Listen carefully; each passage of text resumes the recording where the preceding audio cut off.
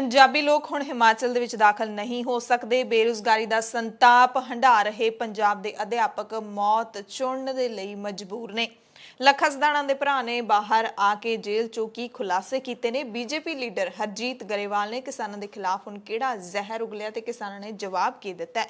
श्रोमणी अकाली दल नूं कहंदे बदनाम करन दी लोड़ नहीं, वो पहलां ही बदनाम है। आम आदमी पार्टी ने यह कहा। पंजाब रोडवेज दे वल्लों पंजाब सरकार के खिलाफ वड्डा एक्शन लैण की तैयारी कर लई है ते किहड़ी तरीक नूं पंजाबी बस अड्डियां ते ना जाण, क्योंकि बंद कर दिते जाणगे। रोडवेज दे मुलाजमां दे वल्लों ही ये सारा दसांगे। सरकार दीयां पाबंदियां ते करोना दीयां मुश्किलां नूं पार करके सिख जथा पाकिस्तान नूं रवाना हो गया, पर कईयां नूं वापस भी मुड़ना पै गया। पंजाब च सरकार ते लोग करोना नूं कख भी नहीं समझते।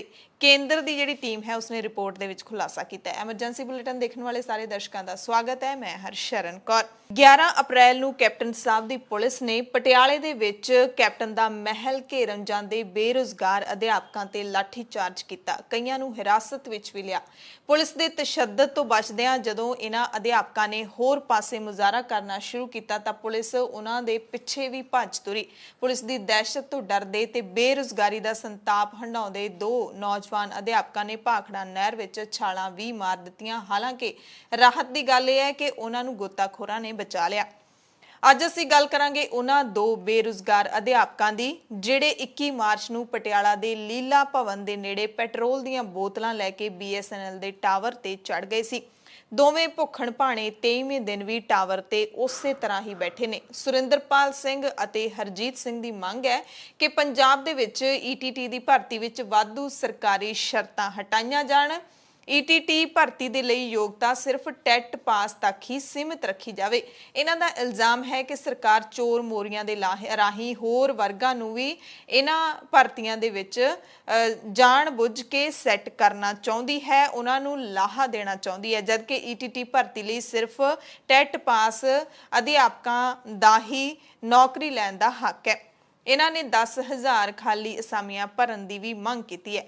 टावर ते चढ़न लग्या दोवें नौजवानों ने ऐलान किया सी कि जे सरकार ने हुण भी साडी गल ना मन्नी तां असीं खुदकुशी करन तो भी पिछे नहीं हटांगे, असीं अपनी जान भी दे देंगे। पर 23 दिन लंघ गए ने ते कैप्टन दी सरकार है जिहड़ी मौज नाल AC दी ठंडक माण रही है, क्योंकि करोना करके बहुते काम तां हो नहीं रहे। मंत्री आराम दे नाल अपणीआं कुर्सियां ते बैठे ने जिहड़ियां लोकां ने उन्हां नूं दित्तियां ने। सो किहो जिहियां नीतियां ते किहो जिहे नियम ने यह कि पंजाब दे लखां नौजवान बेरोजगारी का संताप हंडाउंदे दर दर ते भटकदे फिरदे ने। इन्हां दोवें बेरोजगार अध्यापकों की हालत खाण पीण दे खुणों इन्नी माड़ी हो गई है कि जे कुछ बोलते ने वो भी समझ नहीं आता। फिर भी इन्हां ने जो सुनेहा भेजिया है उन्होंने आपां सुनने की कोशिश करते हैं। खाण पीण दे खुणों कमजोरी बहुत आ गई है, आवाज़ भी चंगे तरीके दे नाल नहीं निकल रही, पर सुनना भी लाजमी है। कहना की चाहुंदे ने ये साडे जिहड़े पंजाबी नौजवान ने ते बेरोजगारी का संताप हंडा रहे ने। मेरे पापा जी बीमार रहंदे। मेरे पापा जी मैनूं कहंदे बेटा मैं बीमार रहना, तो मैं उन्हां नूं कहा कि पापा जी तुसीं तां दवाई नाल ठीक हो जाओगे, पर मैनूं जॉब चाहिदी। सुनी लिया तुसी, एक दा पिता जिहड़ा बीमार है, बीमारी दे नाल जूझ रहा है। कि कैप्टन साहब जां फिर उन्हां दी सरकार दा जां भारत दी सरकार दा कोई भी मंत्री है जिहड़ा उन्हां दे पिता इस नौजवान दे पिता दे दर्द नूं समझ सकदा है, जिहड़ा बीमारी दे कारण मंजे ते पिया है ते जदों खबरां दे विच देखदा होना कि उहदा पुत्तर है जिहड़ा रोजगार लैण दे लई किवें उहनूं भुखण भाणे अपने आप नूं तसीहे देने पै रहे ने। उहनां दे दिल दा दर्द की ये सरकारां ये मंत्री कदे समझ सकदे ने? कदे भी नहीं। जे समझते होंदे तां 23 दिन ना होंदे। 23 दिन बीत चुके ने, सरकार दा कोई भी अधिकारी उत्थे नहीं पहुंचिया।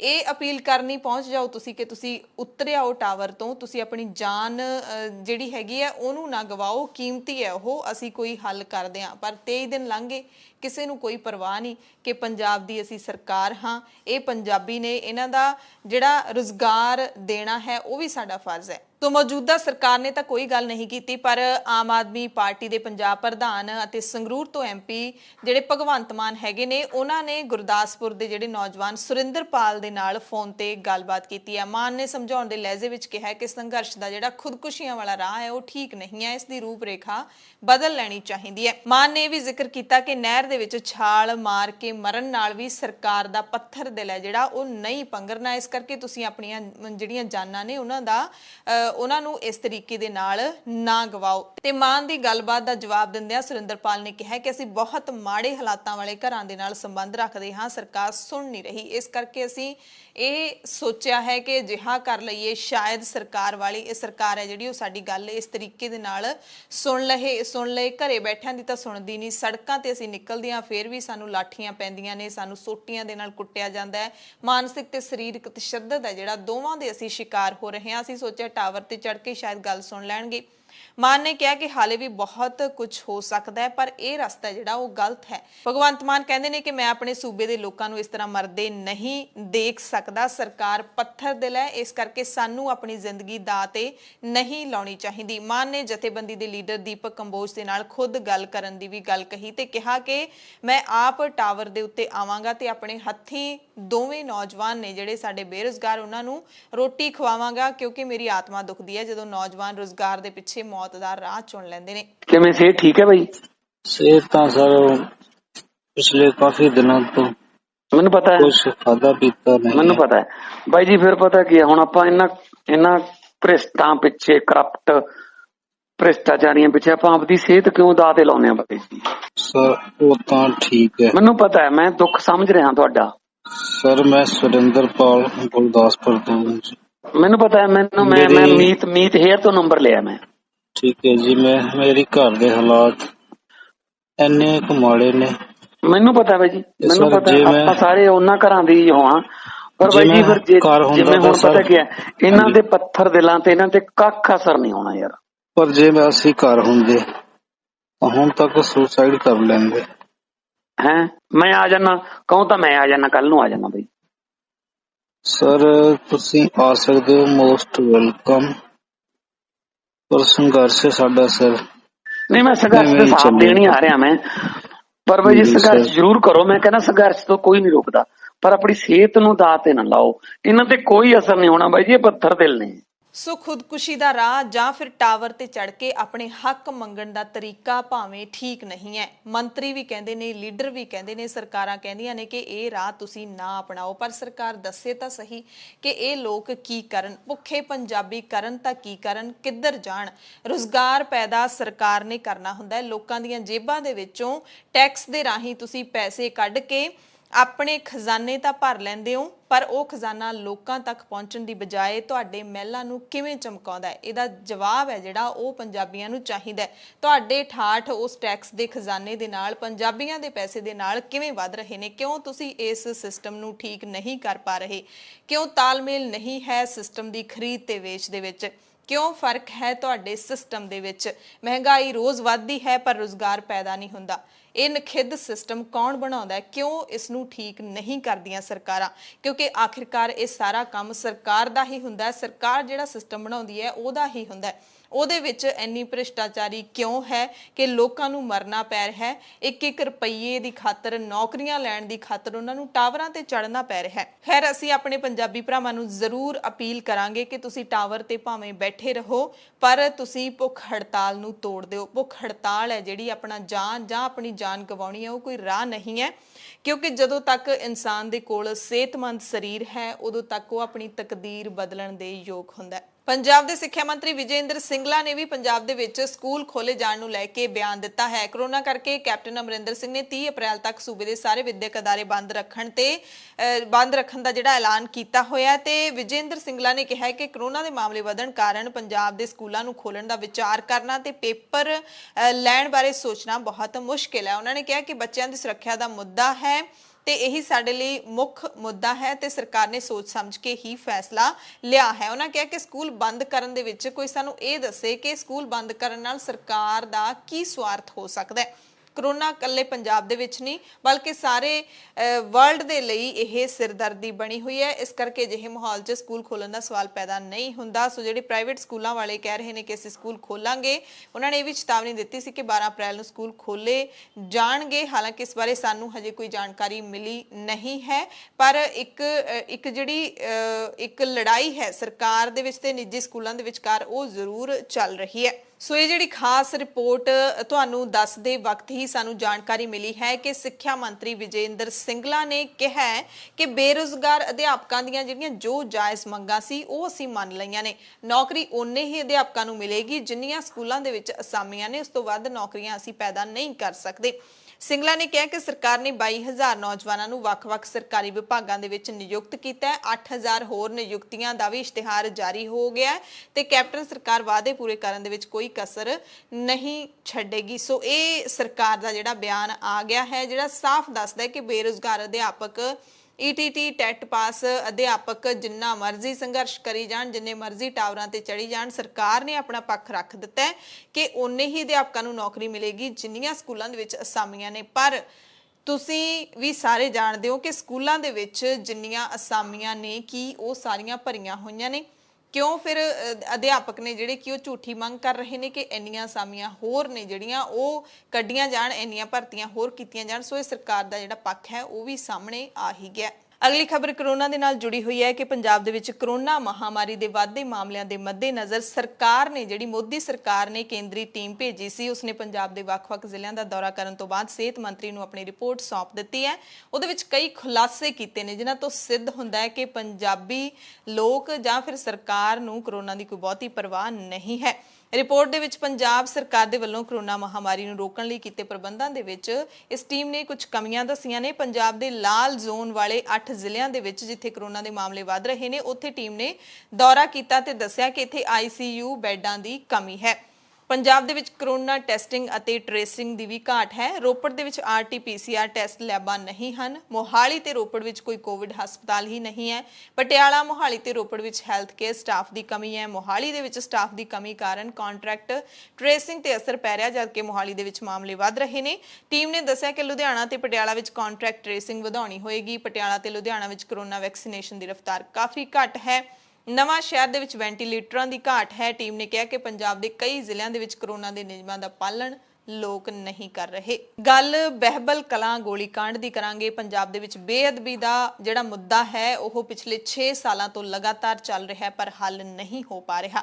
ਇਸ ਮਸਲੇ ਦੇ ਵਿੱਚ ਹੁਣ ਜਦੋਂ ਤੋਂ ਹਾਈ ਕੋਰਟ ਨੇ ਆਪਣਾ ਵਰਡਿਕਟ ਦਿੱਤਾ ਹੈ, ਆਪਣਾ ਫੈਸਲਾ ਸੁਣਾਇਆ ਹੈ ਕਿ ਜਿਹੜੀ ਪੰਜਾਬ ਪੁਲਿਸ ਦੀ ਸਿੱਟ ਹੈ ਉਸ ਦੀ ਜਾਂਚ ਨੂੰ ਅਸੀਂ ਖਾਰਜ ਕਰਦੇ ਹਾਂ, ਨਵੀਂ ਜਾਂਚ ਟੀਮ ਬਣਾ ਦਿਓ। ਉਸ ਤੋਂ ਬਾਅਦ ਹੁਣ ਸਿਆਸੀ ਪਾਰਟੀਆਂ, ਸਿਆਸੀ ਲੀਡਰ ਇਸ ਮੁੱਦੇ ਤੇ ਫਿਰ ਸਿਆਸਤ ਕਰਨੀ ਸ਼ੁਰੂ ਹੋ ਗਏ ਨੇ। ਆਮ ਆਦਮੀ ਪਾਰਟੀ ਦੇ ਪੰਜਾਬ ਮਾਮਲਿਆਂ ਦੇ ਇੰਚਾਰਜ ਜਰਨੈਲ ਸਿੰਘ ਨੇ ਕਿਹਾ ਹੈ ਕਿ ਪੰਜਾਬ ਅਤੇ ਹਰਿਆਣਾ ਹਾਈ ਕੋਰਟ ਦੇ ਵੱਲੋਂ ਬੇਅਦਬੀ ਮਾਮਲਿਆਂ ਵਿੱਚ IG ਕੁੰਵਰ ਵਿਜੇ ਪ੍ਰਤਾਪ ਸਿੰਘ ਦੀ ਅਗਵਾਈ ਵਿੱਚ ਜਾਂਚ ਕਰ ਰਹੀ ਸਿੱਟ ਦੀ ਜਾਂਚ ਨੂੰ ਰੱਦ ਕਰਨਾ ਮੰਦਭਾਗਾ ਹੈ। ਹਾਈ ਕੋਰਟ ਦੇ ਇਸ ਫੈਸਲੇ ਦੇ ਨਾਲ ਸਭ ਨੂੰ ਨਿਰਾਸ਼ਾ ਹੋਈ ਹੈ, ਖਾਸ ਕਰਕੇ ਸਿੱਖ ਕੌਮ ਨੂੰ ਜ਼ਿਆਦਾ ਠੇਸ ਪਹੁੰਚੀ ਹੈ। ਸਭ ਨੂੰ ਪਤਾ ਹੈ ਕਿ ਬੇਅਦਬੀ ਕਾਂਡ ਦੇ ਪਿੱਛੇ ਕਿਹਦਾ ਹੱਥ ਹੈ। ਜਰਨੈਲ ਸਿੰਘ ਨੇ ਕਿਹਾ ਕਿ ਸ਼੍ਰੋਮਣੀ ਅਕਾਲੀ ਦਲ ਨੂੰ ਬਦਨਾਮ ਕਰਨ ਦੀ ਕੋਈ ਲੋੜ ਨਹੀਂ ਹੈ, ਅਕਾਲੀ ਦਲ ਪਹਿਲਾਂ ਹੀ ਬਦਨਾਮ ਹੈ। ਉਹਨਾਂ ਕਿਹਾ ਕਿ ਪੰਜਾਬ ਦੇ ਮੁੱਖ ਮੰਤਰੀ ਕੈਪਟਨ ਅਮਰਿੰਦਰ ਸਿੰਘ ਜਿਹੜਾ ਦਾਅਵਾ ਕਰ ਰਹੇ ਨੇ ਕਿ ਅਸੀਂ ਹਾਈ ਕੋਰਟ ਦੇ ਫੈਸਲੇ ਨੂੰ ਸੁਪਰੀਮ ਕੋਰਟ ਦੇ ਵਿੱਚ ਚੁਣੌਤੀ ਦੇਵਾਂਗੇ, ਇਹ ਸਿਰਫ ਇੱਕ ਖਾਨਾ ਪੂਰਤੀ ਹੈ। ਕੈਪਟਨ ਸਰਕਾਰ ਵੱਲੋਂ ਇਸ ਮਸਲੇ ਨੂੰ ਜਾਣਬੁੱਝ ਕੇ ਕਮਜ਼ੋਰ ਕੀਤਾ ਗਿਆ। ਹਾਈ ਕੋਰਟ ਦੇ ਇਸ ਫੈਸਲੇ ਨੇ ਕੈਪਟਨ ਸਰਕਾਰ ਤੇ ਬਾਦਲ ਪਰਿਵਾਰ ਦੀ ਮਿਲੀ ਭੁਗਤ ਹੋਣ ਦਾ ਇੱਕ ਵਾਰੀ ਮੁੜ ਤੋਂ ਸਬੂਤ ਦਿੱਤਾ ਹੈ। ਇਹ ਕਹਿਣਾ ਹੈ ਆਮ ਆਦਮੀ ਪਾਰਟੀ ਦੇ ਇਸ ਵੱਡੇ ਲੀਡਰ ਦਾ। ਉਧਰ ਮੁੱਖ ਮੰਤਰੀ ਕੈਪਟਨ ਅਮਰਿੰਦਰ ਸਿੰਘ ਜਿਹੜੇ ਦਾਅਵਾ ਕਰ ਰਹੇ ਨੇ ਕਿ ਅਸੀਂ ਹਾਈ ਕੋਰਟ ਦੇ ਫੈਸਲੇ ਦੇ ਖਿਲਾਫ ਸੁਪਰੀਮ ਕੋਰਟ ਜਾਵਾਂਗੇ। ਉਹਨਾਂ ਨੇ ਸੁਖਬੀਰ ਬਾਦਲ ਨੂੰ ਵਰਜਿਆ ਕਿ ਸੁਖਬੀਰ ਬਾਦਲ ਜਸ਼ਨ ਮਨਾਉਣੇ ਬੰਦ ਕਰੇ। ਕਿਹਾ ਕਿ ਇਹ ਮਾਮਲਾ ਹਾਲੇ ਖਤਮ ਨਹੀਂ ਹੋਇਆ, ਜਦੋਂ ਕਿ ਸੁਖਬੀਰ ਬਾਦਲ ਅਦਾਲਤ ਦਾ ਅਧਿਕਾਰਿਤ ਫੈਸਲਾ ਉਡੀਕੇ ਬਿਨਾਂ ਹੀ ਜਸ਼ਨ ਮਨਾ ਰਹੇ ਨੇ। ਸੁਖਬੀਰ ਬਾਦਲ ਵੱਲੋਂ ਹਾਈ ਕੋਰਟ ਦੇ ਫੈਸਲੇ ਤੇ ਜਿਹੜਾ ਪ੍ਰਤੀਕਰਮ ਦਿੱਤਾ ਗਿਆ ਉਸ ਤੇ ਮੁੱਖ ਮੰਤਰੀ ਨੇ ਕਿਹਾ ਕਿ ਹਾਲੇ ਤੱਕ ਅਦਾਲਤ ਦੇ ਫੈਸਲੇ ਦਾ ਅਧਿਕਾਰਿਤ ਤੌਰ ਤੇ ਕੋਈ ਐਲਾਨ ਨਹੀਂ ਹੋਇਆ, ਇਸ ਕਰਕੇ ਸੁਖਬੀਰ ਬਾਦਲ ਨੂੰ ਥੋੜਾ ਹਜੇ ਸਬਰ ਰੱਖਣਾ ਚਾਹੀਦਾ ਹੈ। ਤੇ ਕੈਪਟਨ ਨੇ ਕਿਹਾ ਕਿ ਹਾਈ ਕੋਰਟ ਦਾ ਫੈਸਲਾ ਜੋ ਮਰਜ਼ੀ ਹੋਵੇ, ਅਸੀਂ SIT ਦੇ ਨਾਲ ਖੜੇ ਹਾਂ। ਅਸੀਂ ਇਸ ਜਾਂਚ ਦੇ ਨਾਲ ਖੜੇ ਹਾਂ। ਕਿਸੇ ਵੀ ਪੱਖ ਤੋਂ ਬਾਦਲ ਪਰਿਵਾਰ ਨੂੰ ਇਸ ਘਟਨਾ ਦੇ ਵਿੱਚ ਸ਼ਮੂਲੀਅਤ ਤੋਂ ਮੁਕਤ ਅਸੀਂ ਨਹੀਂ ਕੀਤਾ। ਉਹਨਾਂ ਦੇ ਇਸ ਘਿਨਾਉਣੇ ਕਾਰੇ ਦੇ ਲਈ ਦੋਸ਼ੀਆਂ ਨੂੰ ਸਜ਼ਾ ਦਿਵਾਉਣ ਅਤੇ ਪੀੜਤ ਪਰਿਵਾਰਾਂ ਨੂੰ ਇਨਸਾਫ ਦਿਵਾਉਣ ਦੇ ਲਈ ਅਸੀਂ ਬਿਲਕੁਲ ਪਾਬੰਦ ਹੈਗੇ ਆ ਤੇ ਇਨਸਾਫ ਜ਼ਰੂਰ ਦਿਵਾ ਕੇ ਹਟਾਂਗੇ। ਕੈਪਟਨ ਨੇ ਦੱਸਿਆ ਕਿ ਪੰਜਾਬ ਪੁਲਿਸ ਦੀ SIT ਨੇ ਹੁਣ ਤੱਕ ਕੋਟਕਪੂਰਾ ਮਾਮਲੇ ਦੇ ਵਿੱਚ ਕੋਟਕਪੂਰਾ ਦੇ ਤਤਕਾਲੀ ਅਕਾਲੀ ਵਿਧਾਇਕ ਤੇ ਹਲਕਾ ਇੰਚਾਰਜ ਮਨਤਾਰ ਸਿੰਘ ਬਰਾੜ ਸਮੇਤ 6 ਵਿਅਕਤੀਆਂ ਖਿਲਾਫ ਦੋਸ਼ ਪੱਤਰ ਦਾਖਲ ਕੀਤੇ ਨੇ। ਕੈਪਟਨ ਨੇ ਕਿਹਾ ਕਿ ਸੁਖਬੀਰ ਜਿਹੜਾ ਬਦਲਾ ਖੋਰੀ ਦਾ ਰੌਲਾ ਪਾ ਕੇ ਸ਼ਿਕੰਜੇ ਵਿੱਚੋਂ ਨਿਕਲਣ ਦੀ ਕੋਸ਼ਿਸ਼ ਕਰ ਰਿਹਾ ਹੈ ਉਹਦੇ ਵਿੱਚੋਂ ਕਾਮਯਾਬ ਨਹੀਂ ਹੋਏਗਾ, ਕਿਉਂਕਿ ਇਸ ਵਿੱਚ ਬਰਾੜ ਖਿਲਾਫ ਦਾਇਰ ਚਾਰਜ ਸ਼ੀਟ ਵਿੱਚ ਪਹਿਲਾਂ ਹੀ ਸੁਖਬੀਰ ਬਾਦਲ ਫਸੇ ਹੋਏ ਨੇ। ਮੁੱਖ ਮੰਤਰੀ ਨੇ ਦੱਸਿਆ ਕਿ ਬਾਦਲ ਪਰਿਵਾਰ ਨੇ ਪਿਛਲੇ 4 ਸਾਲਾਂ ਦੌਰਾਨ ਜਾਂਚ ਦੇ ਵਿੱਚ ਰੁਕਾਵਟ ਖੜੀ ਕਰਨ ਦੇ ਲਈ ਕੋਈ ਕਸਰ ਬਾਕੀ ਨਹੀਂ ਛੱਡੀ ਤੇ ਪਹਿਲੀ ਦਫਾ CBI ਨੂੰ ਇਸ ਮਾਮਲੇ ਦੀ ਜਾਂਚ ਸੌਂਪੇ ਜਾਣ ਦੇ ਲਈ ਬਾਦਲ ਪਰਿਵਾਰ ਜ਼ਿੰਮੇਵਾਰ ਰਿਹਾ ਹੈ ਤੇ CBI ਨੇ ਇਸ ਮਾਮਲੇ ਦੀ ਕੋਈ ਚੱਜ ਨਾਲ ਜਾਂਚ ਨਹੀਂ ਕੀਤੀ। ਤੇ ਮੁੱਖ ਮੰਤਰੀ ਨੇ ਸੁਖਬੀਰ ਬਾਦਲ ਨੂੰ ਜਵਾਬ ਦੇਣ ਦੇ ਨਾਲ-ਨਾਲ ਆਮ ਆਦਮੀ ਪਾਰਟੀ ਦੇ ਪੰਜਾਬ ਪ੍ਰਧਾਨ ਭਗਵੰਤ ਮਾਨ ਨੂੰ ਵੀ ਜਵਾਬ ਦਿੱਤਾ ਹੈ, ਕਿਉਂਕਿ ਭਗਵੰਤ ਮਾਨ ਨੇ ਜਿਹੜੀ PC ਕੀਤੀ ਸੀ ਉਹਦੇ ਵਿੱਚ ਮਿਲੀਭੁਗਤ ਦੇ ਇਲਜ਼ਾਮ ਲਾਏ ਕਿ ਕੈਪਟਨ ਤੇ ਬਾਦਲ ਰਲੇ ਹੋਏ ਨੇ। ਤਾਂ ਕੈਪਟਨ ਨੇ ਕਿਹਾ ਕਿ ਸੁਖਬੀਰ ਵਾਂਗੂ ਭਗਵੰਤ ਮਾਨ ਵੀ ਹਾਈ ਕੋਰਟ ਦੀ ਸਮਝ ਨੂੰ ਜਾਣੇ ਬਿਨਾ ਹੀ ਬੋਲ ਰਿਹਾ ਹੈ। ਦਰਅਸਲ ਭਗਵੰਤ ਮਾਨ ਨੇ ਕੀ ਕਿਹਾ ਸੀ ਉਹ ਵੀ ਤੁਹਾਨੂੰ ਦੱਸਾਂਗੇ। ਸੁਖਬੀਰ ਬਾਦਲ ਨੇ ਹੁਣ ਕਿਹੜਾ ਜਸ਼ਨ ਮਨਾਇਆ ਸੀ ਉਹਨੂੰ ਵੀ ਆਪਾਂ ਸੁਣ ਲੈਂਦੇ ਹਾਂ। ਅਕਾਲੀ ਦਲ ਦੇ ਪ੍ਰਧਾਨ ਸੁਖਬੀਰ ਬਾਦਲ ਨੇ ਜਵਾਬ ਦਿੱਤਾ ਹੈ ਕਿ ਕੈਪਟਨ ਦੀ ਸਿਆਸਤ ਝੂਠ ਤੇ ਨਿਰਭਰ ਹੈ। ਦੋਸ਼ੀਆਂ ਨੂੰ ਲੱਭਣਾ ਕੈਪਟਨ ਦਾ ਮਕਸਦ ਨਹੀਂ ਸੀ, ਬਲਕਿ ਕੈਪਟਨ ਦਾ ਮਕਸਦ ਬਾਦਲ ਪਰਿਵਾਰ ਨੂੰ ਬਦਨਾਮ ਕਰਨਾ ਸੀ। ਕਹਿੰਦੇ ਸਿੱਟ ਨੂੰ ਕੈਪਟਨ ਨੇ ਸਿੱਧੇ ਤੌਰ ਤੇ ਕਹਿ ਦਿੱਤਾ ਸੀ ਕਿ ਦੋਸ਼ੀਆਂ ਦੇ ਪਿੱਛੇ ਨਹੀਂ, ਤੁਸੀਂ ਬਾਦਲ ਤੇ ਅਕਾਲੀਆਂ ਦੇ ਪਿੱਛੇ ਜਾਣਾ ਹੈ। ਤੇ ਸੁਖਬੀਰ ਬਾਦਲ ਨੇ ਦੋਸ਼ ਲਾਇਆ ਕਿ ਕੈਪਟਨ ਅਮਰਿੰਦਰ ਸਿੰਘ ਨੇ 4 ਸਾਲ ਸਿਰਫ ਇੱਕ ਝੂਠੀ ਜਾਂਚ ਦੇ ਪਿੱਛੇ ਬਰਬਾਦ ਕਰ ਦਿੱਤੇ, ਕਿਉਂਕਿ ਹੁਣ ਹਾਈ ਕੋਰਟ ਦੇ ਹੁਕਮਾਂ ਨੇ ਸਾਫ਼ ਕਰ ਦਿੱਤਾ ਹੈ ਕਿ ਕਪਤਾਨ ਸਿਰਫ ਸਿਆਸੀ ਲੜਾਈ ਸਾਡੇ ਨਾਲ ਲੜ ਰਿਹਾ ਸੀ, ਸਿਆਸੀ ਬਦਲਾਖੋਰੀ ਕੱਢ ਰਿਹਾ ਸੀ, ਪਰ ਹੁਣ ਸਾਡੇ ਤੋਂ ਵੱਡਾ ਦਾਗ ਲੈ ਗਿਆ ਕਿਉਂਕਿ ਅਸੀਂ ਨਾ ਬੇਅਦਬੀ ਕੀਤੀ ਨਾ ਕਰਵਾਈ। ਤੇ ਸੁਖਬੀਰ ਨੇ ਇਹ ਵੀ ਕਿਹਾ ਕਿ ਬੇਅਦਬੀ ਕਰਨ ਵਾਲਿਆਂ ਦਾ ਕੱਖ ਨਾ ਰਹੇ ਤੇ ਨਾ ਹੀ ਕੱਖ ਰਹਿਣਾ ਤੇ ਕਾਂਗਰਸ ਦਾ ਵੀ ਕੱਖ ਨਹੀਂ ਰਹਿਣਾ। ਜਿਹੜਾ ਕੈਪਟਨ ਅਮਰਿੰਦਰ ਸਿੰਘ ਹੈ ਇਹਦੀ ਸਿਆਸਤ ਝੂਠ ਤੇ ਨਿਰਭਰ ਹੈ। ਉਹਦੀ ਸਿਆਸਤ ਦੋਸ਼ੀਆਂ ਨੂੰ ਲੱਭਣਾ ਨਹੀਂ ਸੀ, ਉਹਦੀ ਸੋਚ ਦੋਸ਼ੀਆਂ ਨੂੰ ਲੱਭਣਾ ਨਹੀਂ ਸੀ। ਕੈਪਟਨ ਦੀ ਸੋਚ ਸੀ ਸਿਆਸੀ ਲੜਾਈ ਲੜਨੀ, ਵੈਂਡੇਟਾ ਪੋਲਿਟਿਕਸ। ਨਿਸ਼ਾਨਾ ਇੱਕੋ ਇੱਕ ਸੀ ਕਿ ਬਾਦਲ ਪਰਿਵਾਰ ਨੂੰ, ਅਕਾਲੀ ਦਲ ਨੂੰ ਬਦਨਾਮ ਕਰਨਾ। ਇਲੈਕਸ਼ਨ ਤੋਂ ਪਹਿਲੇ ਗੁਟਕਾ ਸਾਹਿਬ ਦੀ ਸਹੁੰ ਖਾਧੀ ਕਿ ਮੈਂ ਦੋਸ਼ੀਆਂ ਨੂੰ ਫੜੂੰਗਾ। 4 ਸਾਲ ਹੋ ਗਏ। ਫੜਨਾ ਕੀ ਸੀ? ਜਿਹੜੀ SIT ਬਣਾਈ ਸੀ, SIT ਨੂੰ ਕੀ ਕਿਹਾ? ਦੋਸ਼ੀਆਂ ਮਗਰ ਨਹੀਂ ਜਾਣਾ, ਉਹਨੂੰ ਕਿਹਾ ਬਾਦਲ ਪਰਿਵਾਰ ਤੇ ਅਕਾਲੀ ਦਲ ਦੇ ਮਗਰ ਜਾਣਾ। 4 ਸਾਲ ਬਰਬਾਦ ਕਰਤੇ। ਹਾਈ ਕੋਰਟ ਦੇ ਆਰਡਰ ਸਪਸ਼ਟ ਹੈ। ਉਹਨਾਂ ਨੇ ਕਿਹਾ ਕਿ ਆ ਜਿਹੜਾ SIT ਬਣੀ ਹੈ, ਕੰਵਰ ਵਿਜੇ ਪ੍ਰਤਾਪ ਥੱਲੇ SIT ਬਣੀ ਹੈ, ਇਹਦੇ ਬਾਇਸ ਹੈ, ਇਹਦਾ ਨਿਸ਼ਾਨਾ ਕੋਈ ਫੜਨਾ ਨਹੀਂ, ਬਦਨਾਮ ਕਰਨਾ ਹੈ। ਸੋ ਹੁਣ ਭਗਵੰਤ ਮਾਨ ਨੇ ਐਤਵਾਰ ਨੂੰ ਜਿਹੜੀ ਪ੍ਰੈਸ ਕਾਨਫਰੰਸ ਕੀਤੀ ਸੀ ਉਹਦੇ ਵਿੱਚ ਉਹਨੇ ਕੀ ਕਿਹਾ ਸੀ? ਹੁਣ ਕੈਪਟਨ ਕਹਿ ਰਹੇ ਨੇ ਕਿ ਸੁਖਬੀਰ ਬਾਦਲ ਜਾਂ ਫਿਰ ਬਾਦਲ ਪਰਿਵਾਰ ਦੋਸ਼ੀ ਹੈ। ਸੁਖਬੀਰ ਕਹਿ ਰਹੇ ਨੇ ਕਿ ਅਸੀਂ ਹੁਣ ਜਿਹੜੇ ਦੁੱਧ ਧੋਤੇ ਹੋ ਗਏ ਆ, ਹਾਈ ਕੋਰਟ ਦੇ ਹੁਕਮਾਂ ਦੇ ਨਾਲ ਸਾਰਾ ਸਾਫ਼ ਹੋ ਗਿਆ ਕਿ ਜਿਹੜੀ ਸਿੱਟ ਹੈ ਉਹ ਗਲਤ ਤਰੀਕੇ ਨਾਲ ਜਾਂਚ ਕਰ ਰਹੀ ਸੀ। ਪਰ ਆਮ ਆਦਮੀ ਪਾਰਟੀ ਦੇ ਲੀਡਰ ਭਗਵੰਤ ਮਾਨ ਕਹਿ ਰਹੇ ਨੇ ਕਿ ਦੋਵੇਂ ਰਲੇ ਹੋਏ ਨੇ। ਸੁਖਬੀਰ ਬਾਦਲ ਤੇ ਕੈਪਟਨ ਅਮਰਿੰਦਰ ਸਿੰਘ ਦੀ ਮਿਲੀ ਭੁਗਤ ਹੈ ਤੇ ਦਾਅਵਾ ਕੀਤਾ ਹੈ ਭਗਵੰਤ ਮਾਨ ਨੇ ਕਿ ਜਿਹੜਾ ਹਾਈ ਕੋਰਟ ਦਾ ਫੈਸਲਾ ਹੈ ਇਹ ਹਾਈ ਕੋਰਟ ਦਾ ਨਹੀਂ ਹੈਗਾ, ਬਲਕਿ ਬਾਦਲਾਂ ਤੇ ਕੈਪਟਨ ਦੀ ਮਿਲੀ ਭੁਗਤ ਦਾ ਫੈਸਲਾ ਹੈ। ਮਾਨ ਨੇ ਇਲਜ਼ਾਮ ਲਾਇਆ ਕਿ ਬਾਦਲਾਂ ਤੇ ਕੈਪਟਨ ਦੀ ਸਰਕਾਰ, ਜੇ ਤੂੰ ਆ ਗਿਆ ਤਾਂ ਮੈਨੂੰ ਕੁਛ ਨਾ ਕਹੀਂ ਤੇ ਜੇ ਮੈਂ ਆ ਗਿਆ ਤਾਂ ਮੈਂ ਤੈਨੂੰ ਕੁਛ ਨਹੀਂ ਕਹਿਣਾ, ਇਸ ਫਾਰਮੂਲੇ ਤੇ ਹੀ ਚੱਲ ਰਹੀ ਹੈ।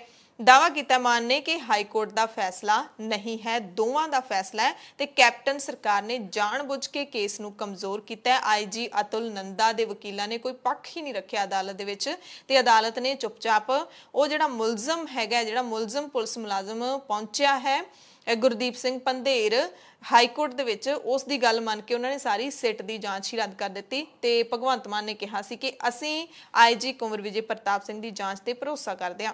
ਹਾਈ ਕੋਰਟ ਦਾ ਫੈਸਲਾ ਘੱਟ ਹੈ, ਇਹ ਕੈਪਟਨ ਤੇ ਬਾਦਲਾਂ ਦੀ ਆਪਸੀ ਗੰਢ ਤੁਪ ਦਾ ਫੈਸਲਾ ਜ਼ਿਆਦਾ ਹੈ। ਅਤੁਲ ਨੰਦਾ ਜਿਹੜੇ ਕਿ AG ਨੇ ਸਾਡੇ, ਉਹਨਾਂ ਨੇ ਜਿਹੜੇ ਵਕੀਲ ਉੱਥੇ ਭੇਜੇ ਉਹ ਜਾਣ ਬੁੱਝ ਕੇ ਇੰਨਾ ਕਮਜ਼ੋਰ ਕੇਸ ਕੀਤਾ ਉਹਨਾਂ ਨੇ ਕਿ ਹਾਈ ਕੋਰਟ ਨੂੰ ਇਹ ਫੈਸਲਾ ਦੇਣਾ ਪਿਆ। ਤਾਂ ਲੋਕ ਤਾਂ ਕਹਿੰਦੇ ਨੇ ਕਿ ਇਹਨਾਂ ਤੋਂ ਕੀ ਉਮੀਦ ਕਰ ਸਕਦੇ ਆ ਜੀ ਕਿ ਪ੍ਰਕਾਸ਼ ਸਿੰਘ ਬਾਦਲ 2016 ਦੇ ਲਗਭਗ ਇਹਨਾਂ ਦਿਨਾਂ ਦੇ ਵਿੱਚ ਹੀ ਆਪਣੀ ਸਰਕਾਰ ਦੇ ਜਾਂਦੇ ਜਾਂਦੇ ਕੈਪਟਨ ਸਾਹਿਬ ਤੋਂ ਸਾਰੇ ਕੇਸ ਉਹਨਾਂ ਨੇ ਵਾਪਸ ਲੈ ਲਏ ਸੀ, ਜਿਹੜੇ ਕੈਪਟਨ ਸਾਹਿਬ ਦੇ ਕੇਸ ਚੱਲਦੇ ਸੀ, ਤੇ ਉਹਦਾ ਵਿਆਜ ਸਮੇਤ ਭੁਗਤਾਨ ਹੁਣ ਕੈਪਟਨ ਸਾਹਿਬ ਕਰ ਰਹੇ ਨੇ ਕਿ ਸਰਕਾਰ ਉਹਨਾਂ ਦੀ ਵੀ ਜਾ ਰਹੀ ਹੈ। ਹੁਣ 2022 ਸਰਕਾਰ ਨਹੀਂ ਆ ਰਹੀ, ਜਾਂਦੇ ਜਾਂਦੇ ਉਹ ਬਾਦਲਾਂ ਦੇ ਖਿਲਾਫ ਜਿਹੜੇ ਨੇ ਉਹ ਕੇਸ ਵਾਪਸ ਲੈ ਰਹੇ ਨੇ। ਫਰਕ ਇੰਨਾ ਕਿ ਕੈਪਟਨ ਸਾਹਿਬ ਦੇ ਖਿਲਾਫ ਜਿਹੜੇ ਕੇਸ ਸੀ ਉਹਨਾਂ ਦੇ ਵਿੱਚ ਗਵਾਹ ਮੁੱਕਰੇ ਸੀ, ਤੇ ਬਾਦਲਾਂ ਦੇ ਖਿਲਾਫ ਜਿਹੜੇ ਕੇਸ ਨੇ ਇਹਦੇ 'ਚ ਵਕੀਲ ਮੁੱਕਰੇ ਨੇ। ਤੇ ਇਸੇ ਮਾਮਲੇ ਦੇ ਵਿੱਚ ਕੋਟਕਪੂਰਾ ਦੇ ਵਿੱਚ ਸਿੱਖ ਸੰਗਤ ਅਤੇ ਪੀੜਤ ਪਰਿਵਾਰਾਂ ਨੇ 13 ਅਪ੍ਰੈਲ ਨੂੰ ਯਾਨੀ ਕਿ ਵਿਸਾਖੀ ਵਾਲੇ ਦਿਨ ਕੋਟਕਪੂਰਾ ਦੇ ਬੱਤੀਆਂ ਵਾਲਾ ਚੌਂਕ ਵਿੱਚ ਧਰਨਾ ਲਾਉਣ ਦਾ ਐਲਾਨ ਕੀਤਾ ਹੈ। ਬਾਈਬਲ ਕਲਾਂ ਗੋਲੀकांड ਦੇ ਪੀੜਤ ਨੌਜਵਾਨ ਸੁਖਰਾਜ ਸਿੰਘ ਨੇ ਸਿੱਖ ਸੰਗਤ ਨੂੰ ਵੱਡੀ ਗਿਣਤੀ ਵਿੱਚ ਧਰਨੇ 'ਚ ਪਹੁੰਚਣ ਦੀ ਅਪੀਲ ਕੀਤੀ ਹੈ। ਕੋਟਕਪੂਰਾ ਹਲਕੇ ਤੋਂ ਆਪ ਵਿਧਾਇਕ ਕੁਲਤਾਰ ਸਿੰਘ ਸੰਧਵਾ ਨੇ ਵੀ ਕਿਹਾ ਕਿ ਬਾਦਲ ਪਰਿਵਾਰ ਨੂੰ ਬਚਾਉਣ ਦੇ ਲਈ ਕੈਪਟਨ ਸਰਕਾਰ ਨੇ ਹਾਈ ਕੋਰਟ 'ਚ ਜਾਣਬੁੱਝ ਕੇ ਆਪਣਾ ਪੱਖ ਮਜ਼ਬੂਤੀ ਦੇ ਨਾਲ ਨਹੀਂ ਪੇਸ਼ ਕੀਤਾ ਤੇ ਇਸ ਫੈਸਲੇ ਦੇ ਨਾਲ ਇਨਸਾਫ ਦੀ ਆਸ ਸਾਲਾਂ ਤੋਂ ਲਾ ਕੇ ਬੈਠੀ ਸਿੱਖ ਸੰਗਤ ਦੇ ਮਨਾਂ ਨੂੰ ਵੱਡੀ ਠੇਸ ਪਹੁੰਚੀ ਹੈ। ਬਾਈਬਲ ਕਲਾਂ ਗੋਲੀकांड ਦੇ ਨਾਲ ਐਮਪੀ ਭਗਵੰਤ ਮਾਨ ਨੇ ਕੈਪਟਨ ਅਮਰਿੰਦਰ ਸਿੰਘ ਨੂੰ ਇੱਕ ਹੋਰ ਮੁੱਦੇ ਤੇ ਵੀ ਘੇਰਿਆ ਹੈ। ਐਤਵਾਰ ਨੂੰ ਚੰਡੀਗੜ੍ਹ ਦੇ ਵਿੱਚ ਪ੍ਰੈਸ ਕਾਨਫਰੰਸ ਦੌਰਾਨ ਭਗਵੰਤ ਮਾਨ ਨੇ ਦਾਅਵਾ ਕੀਤਾ ਹੈ ਕਿ ਕੈਪਟਨ ਅਮਰਿੰਦਰ ਸਿੰਘ ਪਿਛਲੇ 4.5 ਸਾਲਾਂ ਦੇ ਵਿੱਚ ਸਿਰਫ 4 ਜਾਂ 5 ਵਾਰੀ ਹੀ ਪੰਜਾਬ ਆਏ ਨੇ। ਕੈਪਟਨ ਤੇ ਨਿਸ਼ਾਨਾ ਕੱਸਦਿਆਂ ਮਾਨ ਨੇ ਵਿਅੰਗਮਈ ਅੰਦਾਜ਼ ਦੇ ਵਿੱਚ ਇਹ ਵੀ ਕਿਹਾ ਕਿ ਮੈਂ ਤੁਹਾਨੂੰ ਇਹ ਵੀ ਦੱਸ ਸਕਦਾ ਕਿ ਇਹਨਾਂ 4.5 ਸਾਲਾਂ ਦੇ ਵਿੱਚ ਪੰਜਾਬ ਦੇ ਮੁੱਖ ਮੰਤਰੀ ਹਿਮਾਚਲ ਕਿੰਨੀ ਵਾਰੀ ਗਏ ਨੇ, ਘੱਟੋ ਘੱਟ 50 ਵਾਰੀ ਗਏ ਹੋਣਗੇ। ਮਜ਼ਾਕੀਆ ਅੰਦਾਜ਼ ਦੇ ਵਿੱਚ ਜਿਵੇਂ ਭਗਵੰਤ ਨੇ ਕੈਪਟਨ ਤੇ ਨਿਸ਼ਾਨਾ ਲਾਇਆ ਉਹ ਤੁਹਾਨੂੰ ਸੁਣਾ ਦਿੰਦੇ ਹਾਂ। ਹਾਲਾਂਕਿ ਕੈਪਟਨ ਅਮਰਿੰਦਰ ਸਿੰਘ ਕਿਸਾਨਾਂ ਦੇ ਮਸਲੇ ਦੇ ਵਿੱਚ ਵੀ ਰਾਹੁਲ ਗਾਂਧੀ ਦੇ ਨਾਲ ਪੰਜਾਬ ਦੌਰੇ ਤੇ ਗਏ ਸੀ, ਭਾਵੇਂ ਉਹ ਰੈਲੀਆਂ ਕੱਢਣ ਦੇ ਲਈ ਗਏ ਸੀ। ਕੈਪਟਨ ਸਾਹਿਬ ਤਾਂ ਮੇਰੇ ਖਿਆਲ 'ਚ 4.5 ਸਾਲ ਹੋ ਗਏ, 4.5 ਸਾਲਾਂ 'ਚ 4 ਜਾਂ 5 ਵਾਰ ਵੀ ਪੰਜਾਬ ਨਹੀਂ ਗਏ ਹੋਣਗੇ। ਮੈਂ ਗਿਣਾ ਸਕਦਾ ਜਦੋਂ ਪੰਜਾਬ ਗਏ ਸੀ, ਇੱਕ ਵਾਰੀ ਜਦੋਂ ਮਾਨਸਾ ਗਏ ਸੀ ਕਰਜ਼ਾ ਮਾਫੀ ਦਾ ਉਦਘਾਟਨ ਕਰਨ, ਇੱਕ ਵਾਰੀ ਜਦੋਂ ਇੱਥੇ ਮਾਝੇ ਦੇ ਵਿੱਚ ਜ਼ਹਿਰੀਲੀ ਸ਼ਰਾਬ ਨਾਲ ਲੋਕ ਮਰ ਗਏ ਸੀ ਉੱਥੇ ਗਏ ਸੀ, ਤੇ ਇੱਕ ਵਾਰੀ ਆਪਣੇ ਮਾਤਾ ਜੀ ਦੇ ਭੋਗ ਤੇ ਗਏ ਸੀ। ਮੈਨੂੰ ਇਦੋਂ ਗਾਹਾਂ ਕੋਈ ਗੇੜਾ ਗਿਣਾ ਦਿਓ ਪੰਜਾਬ ਦਾ। ਕਿਸਾਨੀ ਅੰਦੋਲਨ ਦੌਰਾਨ 26 ਜਨਵਰੀ 2021 ਨੂੰ ਲਾਲ ਕਿਲੇ ਤੇ ਜੋ ਘਟਨਾ ਵਾਪਰੀ ਸੀ ਉਸ ਦੇ ਵਿੱਚ ਮੁਲਜ਼ਮ ਦੇ ਵਜੋਂ ਨਾਮਜ਼ਦ ਕੀਤੇ ਗਏ ਅਦਾਕਾਰ ਦੀਪ ਸਿੱਧੂ ਦੀ ਜ਼ਮਾਨਤ ਦੇ ਉੱਤੇ ਦਿੱਲੀ ਦੀ 30 ਹਜ਼ਾਰੀ ਅਦਾਲਤ ਨੇ ਫੈਸਲਾ ਰਾਖਵਾਂ ਰੱਖ ਲਿਆ। ਮਾਮਲੇ ਦੀ ਅਗਲੀ ਸੁਣਵਾਈ ਹੁਣ 15 ਅਪ੍ਰੈਲ ਤੇ ਪਾ ਦਿੱਤੀ ਗਈ ਹੈ। ਦਿੱਲੀ ਪੁਲਿਸ ਨੇ ਦੀਪ ਸਿੱਧੂ ਦੀ ਜ਼ਮਾਨਤ ਦਾ ਅਦਾਲਤ ਦੇ ਵਿੱਚ ਵਿਰੋਧ ਕੀਤਾ ਤੇ ਅਦਾਲਤ ਨੂੰ ਕਿਹਾ ਕਿ ਉਸ ਨੂੰ ਜ਼ਮਾਨਤ ਦੇਣ ਨਾਲ ਜਾਂਚ ਪ੍ਰਭਾਵਿਤ ਹੋ ਸਕਦੀ ਹੈ। ਆਨਲਾਈਨ ਸੁਣਵਾਈ ਹੋਈ ਹੈ ਜਿਸ ਦੌਰਾਨ ਅਦਾਲਤ ਨੇ ਫੈਸਲਾ ਲਿਆ। ਅਦਾਲਤ ਨੇ ਇਹ ਵੀ ਕਿਹਾ ਕਿ ਉਦੋਂ ਤੱਕ ਜੇਕਰ ਕੋਈ ਆਪਣੇ ਸੁਝਾਅ ਜਮ੍ਹਾਂ ਕਰਾਉਣਾ ਚਾਹੁੰਦਾ ਹੈ ਤਾਂ ਉਹ ਕਰਵਾ ਸਕਦਾ ਹੈ। ਸੋ 15 ਅਪ੍ਰੈਲ ਨੂੰ ਹੁਣ ਫਾਈਨਲੀ ਦੀਪ ਸਿੱਧੂ ਦੀ ਜ਼ਮਾਨਤ ਤੇ ਕੋਈ ਨਾ ਕੋਈ ਫੈਸਲਾ ਆ ਸਕਦਾ ਹੈ। ਪੰਜਾਬ ਦੇ ਬੀਜੇਪੀ ਲੀਡਰ ਹਰਜੀਤ ਸਿੰਘ ਗਰੇਵਾਲ ਨੇ ਮੁੜ ਤੋਂ ਕਿਸਾਨਾਂ ਦੇ ਖਿਲਾਫ ਜ਼ਹਿਰ ਉਗਲੀ ਹੈ। ਹਰਜੀਤ ਗਰੇਵਾਲ ਨੇ ਕਿਹਾ ਕਿ ਕੁਝ ਕਿਸਾਨਾਂ ਨੇ ਆਪਣੇ ਪੱਧਰ ਤੇ ਸਰਕਾਰ ਨੂੰ ਗੱਲਬਾਤ ਲਈ ਪ੍ਰਪੋਜ਼ਲ ਭੇਜਿਆ ਜਿਹਦੇ ਵਿੱਚ ਪੁਰਾਣੀਆਂ ਹੀ ਮੰਗਾਂ ਨੇ। ਦਾਅਵਾ ਕੀਤਾ ਕਿ ਅਸੀਂ ਕਈ ਲੀਡਰਾਂ ਦੇ ਨਾਲ ਗੱਲਬਾਤ ਕਰ ਰਹੇ ਹਾਂ ਤਾਂ ਜੋ ਮਸਲੇ ਦਾ ਹੱਲ ਨਿਕਲੇ। ਤੇ ਗਰੇਵਾਲ ਨੇ ਜਿਹੜਾ ਤਿੱਖਾ ਜ਼ਹਿਰ ਉਗਲਦਾ ਬਿਆਨ ਦਿੱਤਾ ਉਹ ਕਿਹਾ ਕਿ ਮੈਂ ਹਰਿਆਣੇ ਦੇ ਮੁੱਖ ਮੰਤਰੀ ਮਨੋਹਰ ਲਾਲ ਖੱਟਰ ਨੂੰ ਅਪੀਲ ਕਰਦਾ ਕਿ ਉਹ ਸਖਤੀ ਤੋਂ ਕੰਮ ਲੈਣ। ਉਹਨਾਂ ਕਿਹਾ ਕਿ ਅਸਲੀ ਕਿਸਾਨ ਤਾਂ ਆਪਣੇ ਖੇਤਾਂ ਵਿੱਚ ਕੰਮ ਕਰ ਰਹੇ ਨੇ, ਜੋ ਵਿਰੋਧ ਕਰ ਰਹੇ ਨੇ ਉਹ ਕਿਸਾਨ ਨਹੀਂ ਗੁੰਡੇ ਨੇ। ਗਰੇਵਾਲ ਨੇ ਹਰਿਆਣਾ ਦੇ ਮੁੱਖ ਮੰਤਰੀ ਮਨੋਹਰ ਲਾਲ ਖੱਟਰ ਨੂੰ ਸਖਤੀ ਤੋਂ ਕੰਮ ਲੈਣ ਦੀ ਅਪੀਲ ਕੀਤੀ। ਦਰਅਸਲ ਹਰਿਆਣਾ ਦੇ ਵਿੱਚ ਕਿਸਾਨਾਂ ਦੇ ਵੱਲੋਂ ਬਹੁਤ ਹੀ ਜ਼ੋਰਦਾਰ ਤੇ ਤਿੱਖੇ ਤਰੀਕੇ ਦੇ ਨਾਲ ਬੀਜੇਪੀ ਤੇ ਜੇਜੇਪੀ ਲੀਡਰਾਂ ਦਾ ਥਾਂ-ਥਾਂ ਤੇ ਵਿਰੋਧ ਕੀਤਾ ਜਾ ਰਿਹਾ ਹੈ, ਜਿਸ ਤੋਂ ਖਫਾ ਹੋਏ ਹਰਜੀਤ ਗਰੇਵਾਲ ਨੇ ਇਹ ਬਿਆਨ ਦਿੱਤਾ ਹੈ। ਤੇ ਹਰਜੀਤ ਗਰੇਵਾਲ ਦੇ ਇਸ ਬਿਆਨ ਦਾ ਯੋਗੇਂਦਰ ਯਾਦਵ ਨੇ ਜਵਾਬ ਵੀ ਦਿੱਤਾ ਹੈ।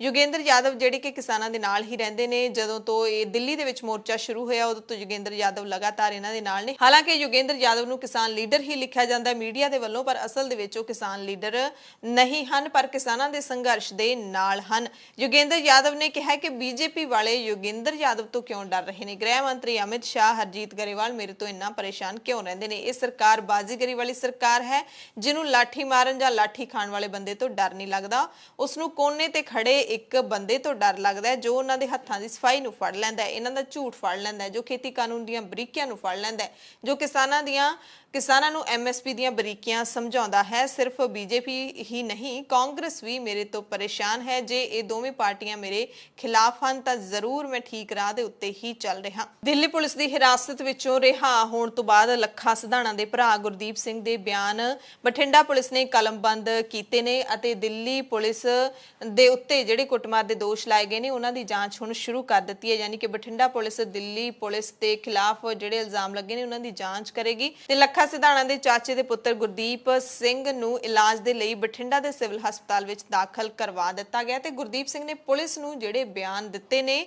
ਉਹਦੇ ਵਿੱਚ ਗੁਰਦੀਪ ਨੇ ਦੱਸਿਆ ਕਿ ਪਟਿਆਲੇ 'ਚੋਂ ਲਾਅ ਕਰ ਰਿਹਾ ਹੈ, ਕਾਨੂੰਨ ਦੀ ਪੜ੍ਹਾਈ ਕਰ ਰਿਹਾ ਹੈ। 8 ਅਪ੍ਰੈਲ ਨੂੰ ਸ਼ਾਮ 4:30 ਵਜੇ ਰਾਮਪੁਰਾ ਤੋਂ ਪਟਿਆਲਾ ਦੇ ਲਈ ਰਵਾਨਾ ਹੋਇਆ ਸੀ, ਜਿੱਥੇ ਉਸਨੇ ਪੇਪਰ ਦੇਣੇ ਸੀ। ਸ਼ਾਮ ਨੂੰ 7:15 ਵਜੇ ਪਟਿਆਲੇ ਪਹੁੰਚਿਆ ਤੇ ਸਟੇਸ਼ਨ ਤੋਂ ਉਸਦਾ ਦੋਸਤ ਉਸਨੂੰ ਮੋਟਰਸਾਈਕਲ ਤੇ ਬਿਠਾ ਕੇ ਯੂਨੀਵਰਸਿਟੀ ਲੈ ਗਿਆ। ਤੇ ਇਸੇ ਦਰਮਿਆਨ ਪਟਿਆਲਾ ਯੂਨੀਵਰਸਿਟੀ ਦੀ ਸੜਕ ਉੱਤੇ ਦਿੱਲੀ ਪੁਲਿਸ ਦੇ ਸਪੈਸ਼ਲ ਸੈੱਲ ਦੇ ਜਵਾਨਾਂ ਨੇ ਉਸ ਨੂੰ ਜਬਰੀ ਚੁੱਕ ਲਿਆ ਤੇ ਆਪਣੀ ਗੱਡੀ ਵਿੱਚ ਬਿਠਾ ਲਿਆ। ਗੁਰਦੀਪ ਨੇ ਦੱਸਿਆ ਕਿ ਉਸ ਤੋਂ ਬਾਅਦ ਉਹਨਾਂ ਨੇ ਮੇਰਾ ਨਾਮ ਪੁੱਛਿਆ ਕਿ ਕੀ ਮੇਰਾ ਨਾਮ ਮੁੰਡੀ ਹੈ, ਕਿਉਂਕਿ ਗੁਰਦੀਪ ਸਿੰਘ ਨੂੰ ਮੁੰਡੀ ਸਿਧਾਣਾ ਵੀ ਕਿਹਾ ਜਾਂਦਾ ਹੈ। ਉਸ ਤੋਂ ਬਾਅਦ ਪੁੱਛਿਆ ਲੱਖਾ ਸਿਧਾਣਾ ਕਿੱਥੇ ਹੈ, ਪਰ ਮੈਂ ਕਿਹਾ ਮੈਨੂੰ ਨਹੀਂ ਪਤਾ ਉਹ ਕਿੱਥੇ ਹੈ। ਵਾਰ-ਵਾਰ ਮੈਨੂੰ ਇਹੀ ਪੁੱਛਿਆ ਕਿ ਲੱਖਾ ਕਿੱਥੇ ਹੈ, ਇਹ ਦੱਸ ਦੇ, ਅਸੀਂ ਤੈਨੂੰ ਇੱਥੇ ਹੀ ਛੱਡ ਜਾਵਾਂਗੇ। ਉਸ ਤੋਂ ਬਾਅਦ ਕਹਿੰਦੇ ਮੇਰੇ ਦੋਸਤ ਦੇ ਨਾਲੋਂ ਮੈਨੂੰ ਵੱਖ ਕਰ ਲਿਆ। ਮੇਰੇ ਨਾਲ ਸਵਾਲ ਕਰਦਿਆਂ ਉਹਨਾਂ ਨੇ ਕਈ ਵਾਰੀ ਫੋਨ ਤੇ ਕਿਸੇ ਅਧਿਕਾਰੀ ਨਾਲ ਗੱਲਬਾਤ ਵੀ ਕੀਤੀ। ਗੱਲਬਾਤ ਤੋਂ ਬਾਅਦ ਉਹਨਾਂ ਨੇ ਕਿਹਾ ਕਿ ਅਸੀਂ ਤੇਰਾ ਐਨਕਾਊਂਟਰ ਕਰ ਦਿਆਂਗੇ ਜੇ ਤੂੰ ਲੱਖਾ ਸਿਧਾਣਾ ਬਾਰੇ ਨਾ ਦੱਸਿਆ। ਗੱਡੀ ਵਿੱਚ ਤਕਰੀਬਨ 3-4 ਵਿਅਕਤੀ ਸਨ, ਮੋਨੇ ਸੀ ਤੇ ਹਿੰਦੀ ਭਾਸ਼ਾ ਦੇ ਵਿੱਚ ਗੱਲਾਂ ਕਰ ਰਹੇ ਸੀ। ਸੋ ਪੁਲਿਸ ਜਿਹੜੀ ਦਿੱਲੀ ਪੁਲਿਸ ਦੇ ਸਪੈਸ਼ਲ ਸੈੱਲ, ਸਪੈਸ਼ਲ ਜਿਹੜੀ ਟੀਮ ਹੁੰਦੀਆਂ ਨੇ ਕਿਸੇ ਵੀ ਪੁਲਿਸ ਦੀਆਂ ਤੁਸੀਂ ਲਾ ਲਓ, ਉਹ ਲੋਕਾਂ ਦੇ ਉੱਤੇ ਕਿਸ ਹੱਦ ਤੱਕ ਤਸ਼ੱਦਦ ਕਰਦੀਆਂ ਨੇ। ਐਨਕਾਊਂਟਰ ਤੱਕ ਦੀ ਧਮਕੀ ਪੁਲਿਸ ਉਸ ਨੂੰ ਦੇ ਰਹੀ ਹੈ। ਉਹ ਕਹਿੰਦੇ ਕਿ ਉਸ ਤੋਂ ਬਾਅਦ ਮੇਰੀਆਂ ਅੱਖਾਂ ਤੇ ਪੱਟੀ ਬੰਨ੍ਹ ਕੇ ਮੈਨੂੰ ਗੱਡੀ ਦੇ ਵਿੱਚ ਸੁੱਟ ਦਿੱਤਾ ਗਿਆ, ਮੂੰਹ 'ਚ ਕੱਪੜਾ ਪਾਇਆ ਗਿਆ, ਹੱਥ ਤੇ ਪਿਸਤੌਲ ਰੱਖ ਕੇ ਮੈਨੂੰ ਧਮਕੀ ਦਿੱਤੀ ਕਿ ਤੇਰੇ ਤੇ ਪਰਚਾ ਦਰਜ ਕਰਾਂਗੇ ਕਿ ਤੇਰੇ ਤੋਂ ਪਿਸਤੌਲ ਮਿਲਿਆ। ਕਾਫੀ ਸਮਾਂ ਗੱਡੀ ਘੁਮਾਉਂਦੇ ਰਹੇ, ਤਕਰੀਬਨ ਅੱਧਾ ਘੰਟਾ ਪਟਿਆਲਾ ਵਿੱਚ ਉਹ ਗੱਡੀ ਰੋਕ ਕੇ ਵੀ ਉਹਨਾਂ ਨੇ ਰੱਖੀ ਤੇ 5-6 ਘੰਟੇ ਉਹ ਮੇਰੇ ਕੋਲੋਂ ਲੱਖਾ ਸਿਧਾਣਾ ਕਿੱਥੇ ਹੈ ਇਹੀ ਪੁੱਛਦੇ ਰਹੇ। ਉਹਨਾਂ ਕਿਹਾ ਕਿ ਜੇ ਤੂੰ ਨਾ ਦੱਸਿਆ ਤਾਂ ਅਸੀਂ ਤੈਨੂੰ ਗੋਲੀ ਮਾਰ ਦਿਆਂਗੇ। ਉਸ ਤੋਂ ਬਾਅਦ ਮੇਰੇ ਦੋਸਤ ਗੁਰਪ੍ਰੀਤ ਨੂੰ ਵੀ ਮੇਰੇ ਨਾਲ ਬਿਠਾ ਕੇ 5-6 ਘੰਟੇ ਲਗਾਤਾਰ ਗੱਡੀ ਹੈ ਜਿਹੜੀ ਉਹ ਚੱਲਦੀ ਰਹੀ। ਉਸ ਤੋਂ ਬਾਅਦ ਸਾਨੂੰ ਇੱਕ ਕਮਰੇ ਵਿੱਚ ਲੈ ਗਏ। ਕਮਰਾ ਕਿਸੇ ਥਾਣੇ ਵਰਗਾ ਤਾਂ ਸੀ ਪਰ ਪੂਰਾ ਥਾਣਾ ਨਹੀਂ ਸੀ। ਉੱਥੇ ਅੱਖਾਂ ਦੀ ਪੱਟੀ ਖੋਲ ਦਿੱਤੀ ਗਈ। ਰਾਹ ਵਿੱਚ ਉਹਨਾਂ ਨੇ ਮੈਨੂੰ ਦੱਸਿਆ ਕਿ ਅਸੀਂ ਸਪੈਸ਼ਲ ਸੈੱਲ ਵਾਲੇ ਆ ਤੇ ਦੀਪ ਸਿੱਧੂ ਦੀ ਗ੍ਰਿਫਤਾਰੀ ਵੀ ਅਸੀਂ ਹੀ ਕੀਤੀ ਹੈ। ਉਹਨਾਂ ਕਿਹਾ ਕਿ ਇੱਥੇ ਅਸੀਂ ਤੁਹਾਡੇ ਨਾਲ ਕੁਝ ਵੀ ਕਰ ਸਕਦੇ ਹਾਂ, ਪਰ ਕਿਸੇ ਨੂੰ ਤੁਹਾਡੇ ਬਾਰੇ ਪਤਾ ਵੀ ਨਹੀਂ ਲੱਗਣਾ ਕਿ ਅਸੀਂ ਤੁਹਾਨੂੰ ਮਾਰ ਕੇ ਕਿੱਥੇ ਖਪਾਤਾ। ਇਹੀ ਕਹਿਣ ਦਾ ਉਹਨਾਂ ਦਾ ਮਤਲਬ ਸੀ। ਉੱਥੇ ਵੀ ਕਹਿੰਦੇ ਸਾਨੂੰ ਕੁੱਟਿਆ ਗਿਆ, ਸਾਡੀ ਪੁੱਛਗਿੱਛ ਕੀਤੀ, ਸਾਡੇ ਮੋਬਾਈਲ ਖੋਲੇ ਤੇ ਮੇਰੇ ਤੇ ਦੇਸ਼ ਧਰੋਹ ਦਾ ਪਰਚਾ ਪਾ ਕੇ ਕੇਸ ਕਰਨਾ ਚਾਹੁੰਦੇ ਸੀ। ਛੱਡਣ ਲੱਗਿਆ ਪੁਲਿਸ ਨੇ ਕਿਹਾ ਕਿ ਅਸੀਂ ਤੈਨੂੰ ਛੱਡਣ ਲੱਗੇ ਹਾਂ, ਪਰ ਤੂੰ ਜਾ ਕੇ ਲੱਖਾ ਸਿਧਾਣਾ ਨੂੰ ਕਹਿ ਕਿ ਉਹ ਕਿਸਾਨੀ ਸੰਘਰਸ਼ ਤੋਂ ਪਿੱਛੇ ਹਟ ਜਾਵੇ ਤੇ ਪੁਲਿਸ ਦੇ ਸਾਹਮਣੇ ਪੇਸ਼ ਹੋ ਜਾਵੇ। ਜੇ ਸਾਡੀ ਗੱਲ ਨਾ ਮੰਨੀ ਤਾਂ ਉਸ ਦਾ ਵੀ ਅਸੀਂ ਐਨਕਾਊਂਟਰ ਕਰ ਦਿਆਂਗੇ। ਉਹਨਾਂ ਧਮਕੀ ਦਿੱਤੀ ਕਿ ਜੇ ਮੈਂ ਬਾਹਰ ਆ ਕੇ ਕਿਸੇ ਨੂੰ ਕੁਝ ਵੀ ਦੱਸਿਆ ਤਾਂ ਮੈਨੂੰ ਦੁਬਾਰਾ ਚੁੱਕ ਲੈਣਗੇ ਤੇ ਐਨਕਾਊਂਟਰ ਕਰ ਦੇਣਗੇ। ਸੋ ਅਗਲੇ ਦਿਨ ਕਹਿੰਦਾ ਕਿ 9 ਅਪ੍ਰੈਲ ਨੂੰ ਕਾਗਜ਼ੀ ਕਾਰਵਾਈ ਪੂਰੀ ਕਰਕੇ ਉਸੇ ਗੱਡੀ ਵਿੱਚ ਬਿਠਾ ਕੇ ਸਾਨੂੰ ਅੰਬਾਲਾ ਤੱਕ ਛੱਡ ਕੇ ਗਏ ਤੇ ਅੰਬਾਲੇ ਤੋਂ ਅੱਗੇ ਜਾ ਕੇ ਫੋਨ ਚਲਾਉਣ ਦੀ ਹਦਾਇਤ ਦਿੱਤੀ। ਤੇ ਇੱਕ ਉਹਨਾਂ ਦੀ ਹੀ ਬੱਸ, ਸਪੈਸ਼ਲ ਬੱਸ ਹੈ ਜਿਹੜੀ ਉਹ ਸਾਨੂੰ ਪਟਿਆਲੇ ਵੱਲ ਵਾਪਸ ਛੱਡ ਕੇ ਗਈ। ਬੱਸ ਰੋਡਵੇਜ਼ ਦੀ ਸੀ ਤੇ ਬੱਸ ਵਿੱਚ ਤਕਰੀਬਨ 2-4 ਸਵਾਰੀਆਂ ਹੀ ਸਨ। ਛੱਡਣ ਲੱਗਿਆਂ ਪੁਲਿਸ ਵਾਲਿਆਂ ਨੇ ਇਹ ਵੀ ਕਿਹਾ ਕਿ ਮੇਰਾ ਪੇਪਰ ਹੋ ਚੁੱਕਿਆ ਹੈ। ਉਹਨਾਂ ਨੇ ਮੇਰੇ ਤੋਂ ਇੱਕ ਖਾਲੀ ਪੇਪਰ ਤੇ ਦਸਤਖਤ ਵੀ ਕਰਵਾ ਲਏ। ਜਦੋਂ ਮੈਨੂੰ ਛੱਡਿਆ ਗਿਆ ਤਾਂ ਮੇਰੀ ਹਾਲਤ ਬੇਹੋਸ਼ੀ ਵਾਲੀ ਸੀ, ਜਿਵੇਂ ਕੁਝ ਖਵਾਇਆ ਗਿਆ ਹੋਵੇ, ਬੇਹੋਸ਼ੀ ਵਾਲਾ। ਸੋ ਇਹ ਜਿਹੜੀ ਸਾਰੀ ਕਹਾਣੀ ਹੈ ਪੁਲਿਸ ਦੇ ਤਸ਼ੱਦਦ ਦੀ, ਦਿੱਲੀ ਪੁਲਿਸ ਦੇ ਸਪੈਸ਼ਲ ਸੈੱਲ ਦੇ ਤਸ਼ੱਦਦ ਦੀ, ਕਿ ਕਿਵੇਂ ਇੱਕ ਬੇਕਸੂਰ ਨੌਜਵਾਨ ਨੂੰ ਚੁੱਕ ਕੇ ਕਿਸ ਹੱਦ ਤੱਕ ਦੀਆਂ ਧਮਕੀਆਂ, ਐਨਕਾਊਂਟਰ ਕਰਨ ਦੀਆਂ ਧਮਕੀਆਂ। ਜਿਵੇਂ ਐਨਕਾਊਂਟਰ ਇੱਕ ਛੋਟੀ ਜਿਹੀ ਚੀਜ਼ ਹੁੰਦੀ ਹੈ, ਪਰ ਅਸਲ ਦੇ ਵਿੱਚ ਪੁਲਿਸ ਦੇ ਲਈ ਇਹ ਇੱਕ ਖਿਡੌਣਾ ਹੈ। ਐਨਕਾਊਂਟਰ ਖਿਡੌਣਾ ਹੈ ਲੋਕਾਂ ਦਾ, ਨੌਜਵਾਨਾਂ ਦਾ ਸ਼ਿਕਾਰ ਪੁਲਿਸ ਕਿਵੇਂ ਕਰਦੀ ਰਹੀ ਹੈ ਪਿਛਲੇ ਸਮੇਂ ਦੇ ਵਿੱਚ। ਇਸ ਤੋਂ ਕੋਈ ਵੀ ਸ਼ਾਇਦ ਅਣਜਾਣ ਨਹੀਂ ਹੈ ਕਿ ਕਿਸ ਤਰੀਕੇ ਦਾ ਤਸ਼ੱਦਦ ਹੈ ਜਿਹੜਾ, ਚਾਹੇ ਪੰਜਾਬ ਦੀ ਪੁਲਿਸ ਹੋਵੇ ਚਾਹੇ ਦਿੱਲੀ ਦੀ, ਕਿਤੋਂ ਦੀ ਵੀ ਹੋਵੇ, ਮੈਟਰ ਨਹੀਂ ਕਰਦਾ। ਪਰ ਇਸ ਦੇਸ਼ ਦੇ ਵਿੱਚ ਐਨਕਾਊਂਟਰ ਹੁੰਦੇ ਨੇ, ਧੜਾ-ਧੜ ਹੁੰਦੇ ਨੇ ਤੇ ਕਈ ਬੇਕਸੂਰੇ ਲੋਕਾਂ ਦੇ ਵੀ ਹੁੰਦੇ ਨੇ। ਸੋ ਰੁਲਦੂ ਸਿੰਘ ਮਾਨਸਾ ਕਿਸਾਨ ਲੀਡਰ, ਉਹਨਾਂ ਨੇ ਬਿਆਨ ਦਿੱਤਾ ਕਿ ਸਰਕਾਰ ਦਾ ਰੌਲਾ ਲੱਖਾ ਸਿਧਾਣਾ ਦੇ ਨਾਲ ਹੈ, ਉਹਦੇ ਭਰਾ ਦੇ ਨਾਲ ਪੁਲਿਸ ਦਾ ਕੀ ਰੌਲਾ ਹੈ। ਦਿੱਲੀ ਪੁਲਿਸ ਨੇ ਜਿਸ ਤਰ੍ਹਾਂ ਲੱਖਾ ਸਿਧਾਣਾ ਦੇ ਭਰਾ ਦੀ ਕੁੱਟਮਾਰ ਕੀਤੀ ਹੈ, ਅਸੀਂ ਉਹਦੀ ਨਿਖੇਧੀ ਕਰਦੇ ਹਾਂ। ਰੁਲਦੂ ਸਿੰਘ ਮਾਨਸਾ ਨੇ ਚੈਲੰਜ ਕੀਤਾ ਦਿੱਲੀ ਪੁਲਿਸ ਨੂੰ ਕਿ ਮੈਨੂੰ ਚਾਹੇ ਜਦੋਂ ਮਰਜ਼ੀ ਫੜ ਲਓ, ਮੈਨੂੰ ਕੋਈ ਇਤਰਾਜ਼ ਨਹੀਂ। ਦੀਪ ਸਿੱਧੂ ਬਾਰੇ ਵੀ ਪੱਤਰਕਾਰਾਂ ਨੇ ਸਵਾਲ ਪੁੱਛਿਆ ਤਾਂ ਦੀਪ ਸਿੱਧੂ ਬਾਰੇ ਰੁਲਦੂ ਸਿੰਘ ਨੇ ਕਿਹਾ ਕਿ ਹਾਲੇ ਤੱਕ ਸਾਡੀ ਦੀਪ ਸਿੱਧੂ ਬਾਰੇ ਕੋਈ ਵੀ ਰਾਏ ਹੈ ਜਿਹੜੀ ਫਾਈਨਲ ਰਾਏ ਨਹੀਂ ਬਣੀ ਹੈ। ਖੇਤੀਬਾੜੀ ਮੰਤਰੀ ਨਰਿੰਦਰ ਤੋਮਰ ਨੇ ਜਿਹੜਾ ਸ਼ਰਤ ਭਰੀ ਅਪੀਲ ਕੀਤੀ ਹੈ ਕਿ ਤੁਸੀਂ ਅੰਦੋਲਨ ਛੱਡ ਕੇ ਚਲੇ ਜਾਓ, ਕਰੋਨਾ ਜ਼ਿਆਦਾ ਫੈਲ ਰਿਹਾ ਹੈ ਤੇ ਫਿਰ ਅਸੀਂ ਤੁਹਾਡੇ ਨਾਲ ਗੱਲਬਾਤ ਕਰਾਂਗੇ, ਉਸ ਤੇ ਜਵਾਬ ਦਿੱਤਾ ਹੈ ਕਿ ਤੋਮਰ ਦਾ ਬਿਆਨ ਚਲਾਕੀ ਭਰਿਆ। ਤੋਮਰ ਨੂੰ ਸਿਰਫ ਇੰਨਾ ਕੁ ਮਤਲਬ ਹੈ ਕਿ ਜਥੇਬੰਦੀਆਂ ਕਿਤੇ ਇੱਥੇ ਹੀ ਬੈਠ ਨਾ ਜਾਣ, ਆਪੋ ਆਪਣੇ ਘਰੇ ਚਲੀਆਂ ਜਾਣ ਤੇ ਉਸ ਤੋਂ ਬਾਅਦ ਜਦੋਂ ਇਹ ਉੱਠ ਗਏ ਇੱਥੋਂ ਕਿਸਾਨ, ਫਿਰ ਤਾਂ ਸਰਕਾਰ ਨੇ ਕਰਨੇ ਕੀ ਹੈ। Punjab roadways Punbus contract workers union ਅਤੇ ਪੀਆਰਟੀਸੀ ਦੇ ਠੇਕਾ ਮੁਲਾਜ਼ਮਾਂ ਨੇ ਪੰਜਾਬ ਦੇ ਵਿੱਚ ਤਿੱਖੇ ਐਕਸ਼ਨ ਦਾ ਐਲਾਨ ਕੀਤਾ ਹੈ ਆਪਣੀਆਂ ਮੰਗਾਂ ਨੂੰ ਲੈ ਕੇ। 12 ਅਪ੍ਰੈਲ ਯਾਨੀ ਕਿ ਸੋਮਵਾਰ ਨੂੰ ਵੀ ਪਨਬਸ ਦੇ ਗੇਟਾਂ ਤੇ ਇਹਨਾਂ ਨੇ ਗੇਟ ਰੈਲੀਆਂ ਕੀਤੀਆਂ ਨੇ। 23 ਅਪ੍ਰੈਲ ਨੂੰ ਪਨਬਸ ਤੇ ਪੀਆਰਟੀਸੀ ਦੇ ਸਾਰੇ 27 ਡਿਪੂਆਂ ਤੇ ਗੇਟ ਰੈਲੀਆਂ ਕੀਤੀਆਂ ਜਾਣਗੀਆਂ ਤੇ 26 ਅਪ੍ਰੈਲ ਨੂੰ ਪੰਜਾਬ ਦੇ ਸਾਰੇ ਸ਼ਹਿਰਾਂ ਦੇ ਵਿੱਚ ਬੱਸ ਅੱਡਿਆਂ ਨੂੰ ਬੰਦ ਕਰ ਦਿੱਤਾ ਜਾਏਗਾ 2 ਘੰਟਿਆਂ ਦੇ ਲਈ ਤੇ ਪੰਜਾਬ ਸਰਕਾਰ ਦੇ ਪੁਤਲੇ ਫੂਕੇ ਜਾਣਗੇ। ਸੋ 26 ਅਪ੍ਰੈਲ ਨੂੰ ਪੰਜਾਬ ਦੇ ਵਿੱਚ ਪਨਬਸ ਪੀਆਰਟੀਸੀ ਜਾਂ ਜਿਹੜੀਆਂ ਵੀ ਬੱਸਾਂ ਨੇ ਉਹਨਾਂ ਦੇ ਵਿੱਚ ਜੇ ਤੁਸੀਂ ਸਫ਼ਰ ਕਰਨ ਵਾਲੇ ਹੋ ਤਾਂ ਤੁਹਾਨੂੰ ਔਖ ਆਏਗੀ, ਕਿਉਂਕਿ ਪੀਆਰਟੀਸੀ ਦੇ ਵੱਲੋਂ ਪੰਜਾਬ ਦੇ ਸਾਰੇ ਬੱਸ ਅੱਡੇ ਨੇ ਜਿਹੜੇ ਉਹ ਬੰਦ ਕੀਤੇ ਜਾਣਗੇ 2 ਘੰਟਿਆਂ ਦੇ ਲਈ। ਸੋ 2 ਘੰਟੇ ਤੁਹਾਨੂੰ ਸਟਕ ਹੋ ਕੇ ਰਹਿਣਾ ਪੈ ਸਕਦਾ ਹੈ। ਚੇਤਾਵਨੀ ਦਿੱਤੀ ਹੈ ਕਿ ਜੇ ਹੁਣ ਵੀ ਕੈਪਟਨ ਸਰਕਾਰ ਨੇ ਸਾਡੀਆਂ ਮੰਗਾਂ ਵੱਲ ਧਿਆਨ ਨਾ ਦਿੱਤਾ ਤਾਂ ਹੜਤਾਲ ਕਰਨ ਦੇ ਨਾਲ ਅਸੀਂ ਪੰਜਾਬ ਸਰਕਾਰ ਦੇ ਸਾਰੇ ਮੰਤਰੀਆਂ ਤੇ ਕਾਂਗਰਸ ਦੇ ਲੀਡਰਾਂ ਨੂੰ ਪਿੰਡਾਂ ਸ਼ਹਿਰਾਂ ਦੇ ਵਿੱਚ ਵੜਨ ਨਹੀਂ ਦਿਆਂਗੇ ਕਿਸਾਨਾਂ ਦੇ ਸੰਘਰਸ਼ ਦੀ ਤਰਜ਼ ਦੇ ਉੱਤੇ। ਸੋ ਕੀ ਮੰਗਾਂ ਹੈਗੀਆਂ ਨੇ ਇਹਨਾਂ ਦੀਆਂ? ਪੀਆਰਟੀਸੀ ਦੇ ਕੱਚੇ ਮੁਲਾਜ਼ਮਾਂ ਦੇ ਵੱਲੋਂ ਜਿਹੜਾ ਮੰਗ ਕੀਤੀ ਹੈ ਕਿ ਸਾਨੂੰ ਪੱਕਾ ਕੀਤਾ ਜਾਵੇ, ਪੰਜਾਬ ਦੀ ਜਨਤਾ ਦੇ ਮੁਤਾਬਿਕ ਨਵੀਆਂ ਬੱਸਾਂ 10,000 ਨੇ ਜਿਹੜੀਆਂ ਉਹ ਪਾਈਆਂ ਜਾਣ ਪੰਜਾਬ ਦੇ ਵਿੱਚ। ਪਨਬਸ ਤੇ ਪੀਆਰਟੀਸੀ ਦੇ ਸਾਰੇ ਕੱਚੇ ਮੁਲਾਜ਼ਮਾਂ ਨੂੰ ਪੱਕਾ ਕੀਤਾ ਜਾਵੇ, ਬਰਾਬਰ ਕੰਮ ਬਰਾਬਰ ਤਨਖਾਹ ਲਾਗੂ ਕੀਤੀ ਜਾਵੇ, ਪੀਆਰਟੀਸੀ ਦੇ ਨਵੇਂ ਠੇਕੇਦਾਰਾਂ ਦਾ ਐਗਰੀਮੈਂਟ ਰੱਦ ਕੀਤਾ ਜਾਵੇ, ਨਾਜਾਇਜ਼ ਰਿਪੋਰਟ ਦੀਆਂ ਕੰਡੀਸ਼ਨਾਂ ਨੇ ਜਿਹੜੀਆਂ ਉਹ ਰੱਦ ਕੀਤੀਆਂ ਜਾਣ। ਸੋ ਇਹਨਾਂ ਸਾਰਿਆਂ ਨੇ ਜਿੰਨੀਆਂ ਵੀ ਯੂਨੀਅਨਾਂ ਹੈਗੀਆਂ ਨੇ ਬੱਸਾਂ ਦੀਆਂ, ਸਾਰੇ ਮੁਲਾਜ਼ਮ ਨੇ ਚਾਹੇ ਠੇਕੇ ਵਾਲੇ ਨੇ ਜਾਂ ਫਿਰ ਪੱਕੇ ਨੇ, ਸਭ ਨੂੰ ਹੜਤਾਲ ਦੇ ਵਿੱਚ ਸ਼ਾਮਿਲ ਹੋਣ ਦਾ ਸੱਦਾ ਵੀ ਦਿੱਤਾ ਹੈ। ਨੰਗਲ ਤੋਂ ਸ਼੍ਰੀ ਅਨੰਦਪੁਰ ਸਾਹਿਬ ਮਾਰਗ ਤੇ ਇੱਕ ਵੱਡਾ ਹਾਦਸਾ ਵਾਪਰ ਗਿਆ ਜਿਸ ਦੇ ਵਿੱਚ ਸੀਟੀਯੂ ਦੀ ਬੱਸ 4 ਤੁਰੇ ਜਾਂਦੇ ਰਾਹਗੀਰਾਂ ਦੇ ਉੱਤੇ ਚੜ ਗਈ ਜਿਸ ਦੇ ਵਿੱਚੋਂ 3 ਲੋਕਾਂ ਦੀ ਮੌਤ ਹੋ ਗਈ।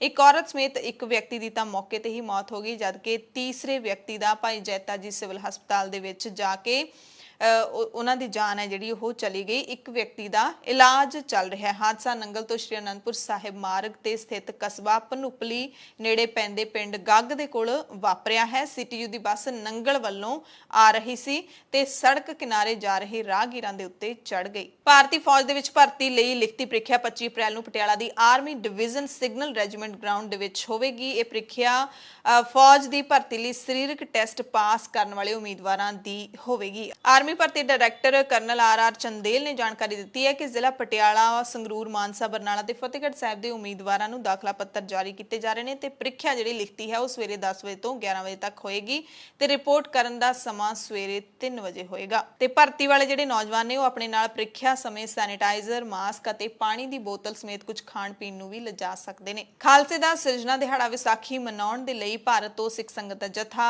ਵਾਘਾ ਸਰਹੱਦ ਦੇ ਜ਼ਰੀਏ ਪਾਕਿਸਤਾਨ ਨੂੰ ਜਾ ਚੁੱਕਿਆ ਹੈ, ਪਾਕਿਸਤਾਨ ਰਵਾਨਾ ਹੋ ਚੁੱਕਿਆ। ਪਰ ਇਸ ਦਰਮਿਆਨ ਨਿਰਾਸ਼ ਕਰਨ ਵਾਲੀ ਖਬਰ ਸ਼ਰਧਾਲੂਆਂ ਦੇ ਲਈ ਇਹ ਸਾਹਮਣੇ ਆਈ ਕਿ 60 ਹੋਰ ਸ਼ਰਧਾਲੂਆਂ ਦੀ ਕੋਰੋਨਾ ਰਿਪੋਰਟ ਪੋਜ਼ਿਟਿਵ ਆ ਗਈ ਹੈ। ਪਹਿਲਾਂ ਜਾਣਕਾਰੀ ਮਿਲੀ ਸੀ ਐਤਵਾਰ ਤੱਕ ਕਿ 5 ਸ਼ਰਧਾਲੂਆਂ ਦੀ ਰਿਪੋਰਟ ਪੋਜ਼ਿਟਿਵ ਆਈ ਹੈ, ਪਰ ਹੁਣ ਸਾਰੇ ਜਥੇ ਦੇ ਵਿੱਚੋਂ 60 ਹੋਰ ਸ਼ਰਧਾਲੂਆਂ ਦੀ ਰਿਪੋਰਟ ਪੋਜ਼ਿਟਿਵ ਆ ਗਈ, ਜਿਸ ਤੋਂ ਬਾਅਦ ਉਹਨਾਂ ਨੂੰ ਬਾਰਡਰ ਤੇ ਰੋਕ ਲਿਆ ਗਿਆ ਤੇ ਵਾਪਸ ਭੇਜ ਦਿੱਤਾ ਗਿਆ। ਸਿਰਫ ਪੋਜ਼ਿਟਿਵ ਰਿਪੋਰਟ ਵਾਲੇ ਜਿਹੜੇ ਸ਼ਰਧਾਲੂ ਨੇ ਉਹਨਾਂ ਨੂੰ ਹੀ ਪਾਕਿਸਤਾਨ ਭੇਜਿਆ ਗਿਆ ਹੈ। ਜਿਹੜੇ ਪੋਜ਼ਿਟਿਵ ਪਾਏ ਗਏ ਨੇ ਉਹਨਾਂ ਨੂੰ ਵਾਪਸ ਘਰਾਂ ਦੇ ਵਿੱਚ ਇਕਾਂਤਵਾਸ ਕਰਨ ਦੇ ਹੁਕਮ ਜਾਰੀ ਕਰ ਦਿੱਤੇ ਨੇ। ਸਿਹਤ ਵਿਭਾਗ ਦੇ ਵੱਲੋਂ ਅਟਾਰੀ ਵਾਘਾ ਬਾਰਡਰ ਤੇ ਕਰੋਨਾ ਟੈਸਟ ਦੇ ਲਈ ਇੱਕ ਟੀਮ ਤਾਇਨਾਤ ਕੀਤੀ ਗਈ ਸੀ। ਹਾਲਾਂਕਿ ਕਰੋਨਾ ਟੈਸਟ ਨੇ ਜਿਹੜੇ ਉਹ ਸ਼੍ਰੋਮਣੀ ਗੁਰਦੁਆਰਾ ਪ੍ਰਬੰਧਕ ਕਮੇਟੀ ਦੇ ਵੱਲੋਂ ਮੁੱਖ ਦਫ਼ਤਰ ਦੇ ਵਿੱਚ ਕਰੋਨਾ ਕੈਂਪ ਲਾ ਕੇ ਕੀਤੇ ਗਏ ਸੀ, ਪਰ ਉੱਥੇ ਵੀ ਜਿਹੜੀ ਸਿਹਤ ਵਿਭਾਗ ਦੀ ਟੀਮ ਤਾਇਨਾਤ ਕੀਤੀ ਗਈ ਸੀ। ਐਸਜੀਪੀਸੀ ਦੇ ਵੱਲੋਂ ਜਿਹੜੇ ਟੈਸਟ ਕੀਤੇ ਗਏ ਸੀ ਉਹਨਾਂ ਦੇ ਵਿੱਚ 6 ਸ਼ਰਧਾਲੂਆਂ ਦੀ ਕਰੋਨਾ ਰਿਪੋਰਟ ਪੋਜ਼ਿਟਿਵ ਆਈ ਸੀ, ਪਰ ਜਦੋਂ 437 ਸ਼ਰਧਾਲੂਆਂ ਦਾ ਮੁੜ ਤੋਂ corona test Attari Wagah border ਤੇ ਹੋਇਆ ਤਾਂ 60 ਹੋਰ ਸ਼ਰਧਾਲੂਆਂ ਦੀ ਕਰੋਨਾ ਰਿਪੋਰਟ ਪੋਜ਼ਿਟਿਵ ਪਾਈ ਗਈ। ਇਹ ਹੁਣ ਰਿਪੋਰਟ ਪੋਜ਼ਿਟਿਵ ਨੈਗੇਟਿਵ ਦਾ ਜਿਹੜਾ ਭੰਬਲ ਭੂਸਾ ਹਾਲੇ ਤੱਕ ਬਣਿਆ ਹੋਇਆ ਹੈ। ਕੱਲ ਤੱਕ ਰਿਪੋਰਟ ਜਿਨ੍ਹਾਂ ਦੀ ਪੋਜ਼ਿਟਿਵ ਨਹੀਂ ਸੀ, ਨੈਗੇਟਿਵ ਸੀ, ਉਹਨਾਂ ਦੀ ਅੱਜ ਪੋਜ਼ਿਟਿਵ ਆ ਜਾਂਦੀ ਹੈ। ਸੋ ਇਹ ਮਸਲਾ ਕੀ ਹੈ, ਇਸ ਨੂੰ ਲੋਕ ਵੀ ਸ਼ਾਇਦ ਸਮਝ ਨਹੀਂ ਸਕਦੇ ਤੇ ਡਾਕਟਰਾਂ ਦੀ ਵੀ ਸਮਝ ਤੋਂ ਸ਼ਾਇਦ ਬਾਹਰ ਦੀ ਗੱਲ ਹੈ। ਤੇ ਖਾਲਸੇ ਦਾ ਸਾਜਨਾ ਦਿਹਾੜਾ ਮਨਾਉਣ ਦੇ ਲਈ ਜਿੱਥੇ ਪਾਕਿਸਤਾਨ ਨੂੰ ਸਿੱਖ ਸੰਗਤ ਦਾ ਜਥਾ ਰਵਾਨਾ ਹੋ ਗਿਆ, ਉੱਥੇ ਹੀ ਤਖਤ ਸ੍ਰੀ ਦਮਦਮਾ ਸਾਹਿਬ ਤਲਵੰਡੀ ਸਾਬੋ ਵਿਖੇ 4 ਦਿਨਾਂ ਸਮਾਗਮਾਂ ਦੀ ਸ਼ੁਰੂਆਤ ਐਤਵਾਰ ਨੂੰ ਹੋ ਚੁੱਕੀ ਹੈ। 11 ਅਪ੍ਰੈਲ ਨੂੰ ਸ੍ਰੀ ਅਖੰਡ ਪਾਠ ਸਾਹਿਬ ਦੇ ਪਾਠ ਨੇ ਜਿਹੜੇ ਉਹ ਆਰੰਭ ਕੀਤੇ ਗਏ ਨੇ, ਜਿਨ੍ਹਾਂ ਦਾ ਭੋਗ 13 ਅਪ੍ਰੈਲ ਨੂੰ ਵਿਸਾਖੀ ਵਾਲੇ ਦਿਨ ਪਾਇਆ ਜਾਵੇਗਾ। ਇਸ ਦੇ ਨਾਲ ਹੀ ਸਿਵਲ ਪ੍ਰਸ਼ਾਸਨ ਤੇ ਪੁਲਿਸ ਨੇ ਵੀ ਇੱਥੇ ਸੁਰੱਖਿਆ ਦੇ ਪੁਖਤਾ ਪ੍ਰਬੰਧ ਕੀਤੇ ਨੇ। ਸ਼ਹਿਰ ਆਉਂਦੇ ਰਸਤਿਆਂ ਤੇ ਪੁਲਿਸ ਨੇ ਬੈਰੀਕੇਡ ਲਾ ਕੇ ਆਵਾਜਾਈ ਨੂੰ ਕੰਟਰੋਲ ਪੈਟਰੋਲ ਕਰਨਾ ਸ਼ੁਰੂ ਕਰ ਦਿੱਤਾ। 2 ਦਿਨ ਪਹਿਲਾਂ ਹੀ ਸ਼ਹਿਰ ਦੇ ਵਿੱਚ ਵੱਖ-ਵੱਖ ਥਾਵਾਂ ਤੇ ਆਰਜ਼ੀ ਅੱਡੇ ਬਣਾ ਦਿੱਤੇ ਗਏ ਨੇ। ਪੁਲਿਸ ਅਧਿਕਾਰੀਆਂ ਤੇ ਪ੍ਰਬੰਧਕਾਂ ਦਾ ਕਹਿਣਾ ਹੈ ਕਿ ਕਰੋਨਾ ਤੋਂ ਡਰ ਕੇ ਸੰਗਤ ਇਸ ਵਿਸਾਖੀ ਦੇ ਮੇਲੇ ਦੇ ਵਿੱਚ ਆਉਣ ਤੋਂ ਗੁਰੇਜ਼ ਨਾ ਕਰੇ, ਕਿਉਂਕਿ ਅਸੀਂ ਇੱਥੇ ਸਾਰੇ ਜਿਹੜੇ ਪੁਖਤਾ ਪ੍ਰਬੰਧ ਨੇ ਉਹ ਕੀਤੇ ਹੋਏ ਨੇ। ਸ਼੍ਰੋਮਣੀ ਗੁਰਦੁਆਰਾ ਪ੍ਰਬੰਧਕ ਕਮੇਟੀ ਨੇ ਸ਼੍ਰੀ ਗੁਰੂ ਤੇਗ ਬਹਾਦਰ ਸਾਹਿਬ ਦੇ 400 ਸਾਲਾ ਪ੍ਰਕਾਸ਼ ਪੁਰਬ ਨੂੰ ਸਮਰਪਿਤ ਸਮਾਗਮਾਂ ਦੇ ਲਈ ਇੱਕ ਖਾਸ ਲੋਗੋ ਡਿਜ਼ਾਈਨ ਕਰਵਾਇਆ ਗਿਆ। ਐਸਜੀਪੀਸੀ ਦੇ ਵੱਲੋਂ ਗੁਰੂ ਸਾਹਿਬ ਦੀ ਸ਼ਤਾਬਦੀ ਨੂੰ ਸਮਰਪਿਤ ਸੋਨੇ ਚਾਂਦੀ ਦੇ ਸਿੱਕੇ ਤਿਆਰ ਕਰਨ ਦੀ ਵੀ ਯੋਜਨਾ ਹੈ। ਹਰਿਆਣਾ ਦੇ ਸਿਰਸਾ ਤੋਂ ਖਬਰ ਹੈ, ਜਿੱਥੇ ਖੇਤੀ ਕਾਨੂੰਨਾਂ ਨੂੰ ਰੱਦ ਕਰਵਾਉਣ ਅਤੇ ਡੀਏਪੀ ਖਾਦ ਸਮੇਤ ਡੀਜ਼ਲ ਪੈਟਰੋਲ ਦੀਆਂ ਵਧੀਆਂ ਕੀਮਤਾਂ ਦੇ ਖਿਲਾਫ ਇੰਡੀਅਨ ਨੈਸ਼ਨਲ ਲੋਕ ਦਲ ਦੇ ਕਾਰਕੁਨਾਂ ਨੇ ਮਿੰਨੀ ਸਕੱਤਰੇਤ ਦੇ ਮੂਹਰੇ ਧਰਨਾ ਦਿੱਤਾ ਤੇ ਪ੍ਰਸ਼ਾਸਨਿਕ ਅਧਿਕਾਰੀਆਂ ਨੂੰ ਰਾਜਪਾਲ ਦੇ ਨਾਮ ਮੰਗ ਪੱਤਰ ਸੌਂਪਿਆ। ਇਸ ਦੌਰਾਨ ਧਰਨੇ ਤੇ ਬੈਠੇ ਲੋਕਾਂ ਨੇ ਸਰਕਾਰ ਖਿਲਾਫ ਜ਼ੋਰਦਾਰ ਨਾਅਰੇਬਾਜ਼ੀ ਵੀ ਕੀਤੀ। ਸਿਟੀ ਬਿਊਟੀਫੁਲ ਚੰਡੀਗੜ੍ਹ ਦੇ ਵਿੱਚ ਐਕਸਿਸ ਬੈਂਕ ਦੇ ਵਿੱਚੋਂ ਜਿਹੜਾ 4 ਕਰੋੜ ਰੁਪਈਆ ਚੋਰੀ ਕੀਤਾ ਗਿਆ ਹੈ, ਉਸ ਡਕੈਤ ਨੂੰ ਹਾਲੇ ਤੱਕ ਚੰਡੀਗੜ੍ਹ ਦੀ ਪੁਲਿਸ ਲੱਭ ਨਹੀਂ ਸਕੀ ਹੈ। ਚੰਡੀਗੜ੍ਹ ਦੇ ਸੈਕਟਰ 34 ਦੇ ਵਿੱਚ ਐਕਸਿਸ ਬੈਂਕ ਹੈ ਜਿਹੜੀ, ਉਸ ਦੇ ਵਿੱਚੋਂ 4 ਕਰੋੜ ਰੁਪਏ ਚੋਰੀ ਹੋ ਗਏ। ਸੀਸੀਟੀਵੀ ਦੇ ਵਿੱਚ ਸਾਰੀ ਘਟਨਾ ਦਰਜ ਹੋਈ ਹੈ, ਫਿਰ ਵੀ ਪੁਲਿਸ ਲੱਭਣ ਦੇ ਵਿੱਚ ਨਾਕਾਮਯਾਬ ਰਹੀ ਹੈ। ਘਟਨਾ ਤੋਂ ਬਾਅਦ ਬੈਂਕ ਦਾ ਸੁਰੱਖਿਆ ਕਰਮੀ ਫਰਾਰ ਹੋ ਗਿਆ ਤੇ ਬਹੁਤ ਹੀ ਹੈਰਾਨੀ ਦੀ ਗੱਲ ਹੈ, ਜਿਹੜੀ ਚੋਰੀ ਹੈ ਉਹ ਬੈਂਕ ਦੇ ਹੀ ਸੁਰੱਖਿਆ ਕਰਮੀ ਨੇ, ਯਾਨੀ ਕਿ ਬੈਂਕ ਦਾ ਚੌਕੀਦਾਰ ਹੈ ਉਹੀ ਚੋਰ ਨਿਕਲਿਆ। ਸੈਕਟਰ 34 ਦੇ ਐਕਸਿਸ ਬੈਂਕ ਦੇ ਵਿੱਚ 4 ਕਰੋੜ ਰੁਪਏ ਤੋਂ ਵੱਧ ਦੀ ਰਕਮ ਟਰੰਕ ਦੇ ਵਿੱਚ ਰੱਖੀ ਹੋਈ ਸੀ। ਚੋਰ ਨੇ ਟਰੰਕ ਨੂੰ ਵੱਢ ਕੇ 4 ਕਰੋੜ ਦੀ ਰਕਮ ਤੇ ਹੱਥ ਸਾਫ਼ ਕੀਤਾ। ਬੈਂਕ ਦੀ ਰਾਖੀ ਲਈ 24 ਘੰਟੇ ਸੁਰੱਖਿਆ ਕਰਮੀ ਤੈਨਾਤ ਕੀਤੇ ਜਾਂਦੇ ਨੇ। ਇਸੇ ਤਹਿਤ ਰਾਤ 10 ਵਜੇ ਤੋਂ ਸਵੇਰੇ 6 ਵਜੇ ਤੱਕ ਸੋਹਾਣਾ ਦੇ ਰਹਿਣ ਵਾਲੇ ਸੁਮਿਤ ਨਾਮ ਦਾ ਸੁਰੱਖਿਆ ਕਰਮੀ ਤੈਨਾਤ ਸੀ, ਜੋ ਵਾਰਦਾਤ ਤੋਂ ਬਾਅਦ ਗਾਇਬ ਹੋ ਗਿਆ। ਸੁਮਿਤ ਦੀ ਭਾਲ ਦੇ ਵਿੱਚ ਪੁਲਿਸ ਜੁਟੀ ਹੋਈ ਹੈ। ਤੇ ਚੰਡੀਗੜ੍ਹ ਪੁਲਿਸ ਰਾਤ ਨੂੰ ਜਿਹੜਾ ਰਾਤ ਦਾ ਕਰਫਿਊ ਲਾਇਆ ਹੋਇਆ ਚੰਡੀਗੜ੍ਹ ਪ੍ਰਸ਼ਾਸਨ ਦੇ ਵੱਲੋਂ, ਉਸ ਦੀ ਪਾਲਣਾ ਕਰਵਾਉਣ ਦੇ ਲਈ ਵਾਹਵਾ ਸਖਤੀ ਕਰ ਰਹੀ ਹੈ। ਹਾਲਾਂਕਿ ਅਪਰਾਧੀਆਂ ਨੂੰ ਤਾਂ ਨਹੀਂ ਫੜਿਆ ਜਾ ਰਿਹਾ, ਪਰ ਜਿਹੜੇ ਕਰਫਿਊ ਤੋੜਦੇ ਨੇ ਉਹਨਾਂ ਦੇ ਖਿਲਾਫ ਕੇਸ ਜ਼ਰੂਰ ਦਰਜ ਕੀਤੇ ਜਾ ਰਹੇ ਨੇ ਚੰਡੀਗੜ੍ਹ ਦੀ ਪੁਲਿਸ ਦੇ ਵੱਲੋਂ। ਚੰਡੀਗੜ੍ਹ ਦੇ ਵੱਖ-ਵੱਖ ਥਾਣਿਆਂ ਦੇ ਵਿੱਚ 4 ਜਣਿਆਂ ਦੇ ਖਿਲਾਫ ਕਰਫਿਊ ਦੀ ਉਲੰਘਣਾ ਕਰਨ ਦੇ ਕੇਸ ਦਰਜ ਕੀਤੇ ਗਏ ਨੇ। ਪ੍ਰਸ਼ਾਸਨ ਨੇ ਰਾਤ 10:30 ਵਜੇ ਤੱਕ ਤੋਂ ਲੈ ਕੇ ਸਵੇਰੇ 5 ਵਜੇ ਤੱਕ ਚੰਡੀਗੜ੍ਹ ਦੇ ਵਿੱਚ ਨਾਈਟ ਕਰਫਿਊ ਦਾ ਐਲਾਨ ਕੀਤਾ ਹੋਇਆ ਤੇ ਜੋ ਵੀ ਨਾਈਟ ਕਰਫਿਊ ਨੂੰ ਤੋੜਦਾ ਦਿਖਾਈ ਦਿੰਦਾ ਹੈ, ਚੰਡੀਗੜ੍ਹ ਪੁਲਿਸ ਉਸ ਦੇ ਖਿਲਾਫ ਧਾਰਾ 188 ਤਹਿਤ ਕੇਸ ਦਰਜ ਕਰਕੇ ਕਾਰਵਾਈ ਕਰ ਰਹੀ ਹੈ। ਹਿਮਾਚਲ ਤੋਂ ਖਬਰ ਹੈ, ਜਿੱਥੇ ਜੈਰਾਮ ਠਾਕੁਰ ਦੀ ਸਰਕਾਰ ਨੇ ਦੇਸ਼ ਦੇ ਜਿਹੜੇ 7 ਸੂਬੇ ਜਿਨ੍ਹਾਂ ਦੇ ਵਿੱਚ ਕਰੋਨਾ ਦੇ ਵਾਹਵਾ ਕੇਸ ਆ ਰਹੇ ਨੇ, ਉਹਨਾਂ ਦੇ ਵਾਸੀਆਂ ਦੇ ਉੱਤੇ ਹਿਮਾਚਲ ਦੇ ਵਿੱਚ ਐਂਟਰੀ ਤੇ ਰੋਕ ਲਾ ਦਿੱਤੀ ਹੈ, ਨੈਗੇਟਿਵ ਰਿਪੋਰਟ ਤੋਂ ਬਿਨਾਂ। ਇਹਨਾਂ ਸੂਬਿਆਂ ਦੇ ਵਿੱਚ ਪੰਜਾਬ ਦਾ ਨਾਮ ਵੀ ਸ਼ਾਮਿਲ ਹੈ। ਪੰਜਾਬ, ਦਿੱਲੀ, ਮਹਾਰਾਸ਼ਟਰ, ਗੁਜਰਾਤ, ਕਰਨਾਟਕ ਤੇ ਰਾਜਸਥਾਨ ਤੇ ਉੱਤਰ ਪ੍ਰਦੇਸ਼। ਇਹਨਾਂ ਸੂਬਿਆਂ ਤੋਂ ਜੇ ਕੋਈ ਵੀ ਹਿਮਾਚਲ ਪ੍ਰਦੇਸ਼ ਘੁੰਮਣ ਜਾਣਾ ਚਾਹੁੰਦਾ ਹੈ ਜਾਂ ਰਿਸ਼ਤੇਦਾਰਾਂ ਨੂੰ ਮਿਲਣ ਜਾਣਾ ਚਾਹੁੰਦਾ ਹੈ ਤਾਂ ਉਹ ਆਪਣੇ ਨਾਲ ਨੈਗੇਟਿਵ ਰਿਪੋਰਟ ਜ਼ਰੂਰ ਲੈ ਕੇ ਜਾਵੇ, ਕਿਉਂਕਿ ਹਿਮਾਚਲ ਦੇ ਨਾਲ ਲੱਗਦੇ ਸੂਬਿਆਂ ਤੋਂ ਜਿਹੜੀਆਂ ਹੱਦਾਂ ਹੈਗੀਆਂ ਨੇ ਉੱਥੇ ਪੁਲਿਸ ਤੈਨਾਤ ਕਰ ਦਿੱਤੀ ਗਈ ਹੈ, ਜਿਹੜੀ ਤੁਹਾਡੀ ਜਾਂਚ ਕਰੇਗੀ। ਜੇ ਨੈਗੇਟਿਵ ਰਿਪੋਰਟ ਹੱਥ 'ਚ ਹੋਏਗੀ ਫੇਰ ਹੀ ਤੁਹਾਨੂੰ ਅੰਦਰ ਵੜਨ ਦਿੱਤਾ ਜਾਏਗਾ। ਸੋ ਪੰਜਾਬੀ ਵੀ ਵਾਹਵਾ ਜਾਂਦੇ ਨੇ ਹਿਮਾਚਲ ਘੁੰਮਣ, ਸੋ ਧਿਆਨ ਨਾਲ ਜਾਇਓ, ਕਿਉਂਕਿ ਇਹ ਨਵਾਂ ਹੁਕਮ ਹਿਮਾਚਲ ਪ੍ਰਦੇਸ਼ ਨੇ ਲਾਗੂ ਕਰ ਦਿੱਤਾ ਤੇ 16 ਅਪ੍ਰੈਲ ਨੂੰ ਸਰਕਾਰ ਇੱਥੇ ਹੋਰ ਹੁਕਮ ਨਵੇਂ ਨੇ ਜਿਹੜੇ ਉਹ ਲਾਗੂ ਕਰੇਗੀ। ਸੋ ਹਿਮਾਚਲ ਤੋਂ ਬਾਅਦ ਚੰਡੀਗੜ੍ਹ ਤੋਂ ਵੀ ਕਰੋਨਾ ਦੇ ਨਾਲ ਜੁੜੀ ਖਬਰ ਤੁਹਾਨੂੰ ਦੱਸ ਦਿੰਨੇ ਆ। ਚੰਡੀਗੜ੍ਹ ਪੀਜੀਆਈ ਦੇ ਵਿੱਚ ਓਪੀਡੀ ਬੰਦ ਕਰਨ ਦਾ ਫੈਸਲਾ ਲੈ ਲਿਆ ਗਿਆ। ਕਰੋਨਾ ਦੀ ਲਾਗ ਵਧਣ ਕਰਕੇ ਹੁਣ ਓਪੀਡੀ ਹੈ ਜਿਹੜੀ ਉਹ ਆਮ ਮਰੀਜ਼ਾਂ ਦੇ ਲਈ ਬੰਦ ਰਹੇਗੀ। ਐਮਰਜੈਂਸੀ ਤੋਂ ਇਲਾਵਾ ਓਪੀਡੀਜ਼ ਨੂੰ ਬੰਦ ਰੱਖਿਆ ਜਾਵੇਗਾ। ਪਿਛਲੇ ਕਈ ਦਿਨਾਂ ਤੋਂ ਚੰਡੀਗੜ੍ਹ ਵਿੱਚ ਕਰੋਨਾ ਦੇ ਜਿਹੜੇ ਮਾਮਲੇ ਵੱਧ ਰਹੇ ਨੇ, ਉਸ ਕਰਕੇ ਪੀਜੀਆਈ ਨੇ ਇਹ ਫੈਸਲਾ ਲਿਆ ਹੈ। ਸੋ ਕਰੋਨਾ ਕਰਕੇ ਜਿਹੜੇ ਸੀਬੀਐਸਈ ਦੇ ਬੋਰਡ ਦੇ ਪੇਪਰਾਂ ਦਾ ਰੌਲਾ ਪੈ ਰਿਹਾ ਹੈ, ਉਸ ਨੂੰ ਲੈ ਕੇ ਉਸ ਮਸਲੇ ਦੇ ਵਿੱਚ ਕਾਂਗਰਸ ਜਨਰਲ ਸਕੱਤਰ ਪ੍ਰਿਯੰਕਾ ਗਾਂਧੀ ਵਾਡਰਾ ਨੇ ਕੇਂਦਰੀ ਸਿੱਖਿਆ ਮੰਤਰੀ ਡਾਕਟਰ ਰਮੇਸ਼ ਪੋਖਰਿਆਲ ਨਿਸ਼ੰਕ ਨੂੰ ਚਿੱਠੀ ਲਿਖ ਕੇ ਮੰਗ ਕੀਤੀ ਹੈ ਕਿ ਸੀਬੀਐਸਈ ਬੋਰਡ ਪ੍ਰੀਖਿਆਵਾਂ ਰੱਦ ਕੀਤੀਆਂ ਜਾਣ, ਕਿਉਂਕਿ ਕਰੋਨਾ ਮਹਾਮਾਰੀ ਕਾਰਨ ਭੀੜ-ਭਾੜ ਵਾਲੇ ਪ੍ਰੀਖਿਆ ਕੇਂਦਰਾਂ ਦੇ ਵਿੱਚ ਵਿਦਿਆਰਥੀਆਂ ਦੀ ਸੁਰੱਖਿਆ ਯਕੀਨੀ ਬਣਾਉਣੀ ਮੁਸ਼ਕਿਲ ਹੋ ਜਾਏਗੀ ਤੇ ਅਜਿਹੇ ਹਾਲਾਤਾਂ ਦੇ ਵਿੱਚ ਵਿਦਿਆਰਥੀਆਂ ਨੂੰ ਸਕੂਲਾਂ ਦੇ ਵਿੱਚ ਜਾ ਕੇ ਪੇਪਰ ਦੇਣ ਦੇ ਲਈ ਮਜਬੂਰ ਨਹੀਂ ਕਰਨਾ ਚਾਹੀਦਾ।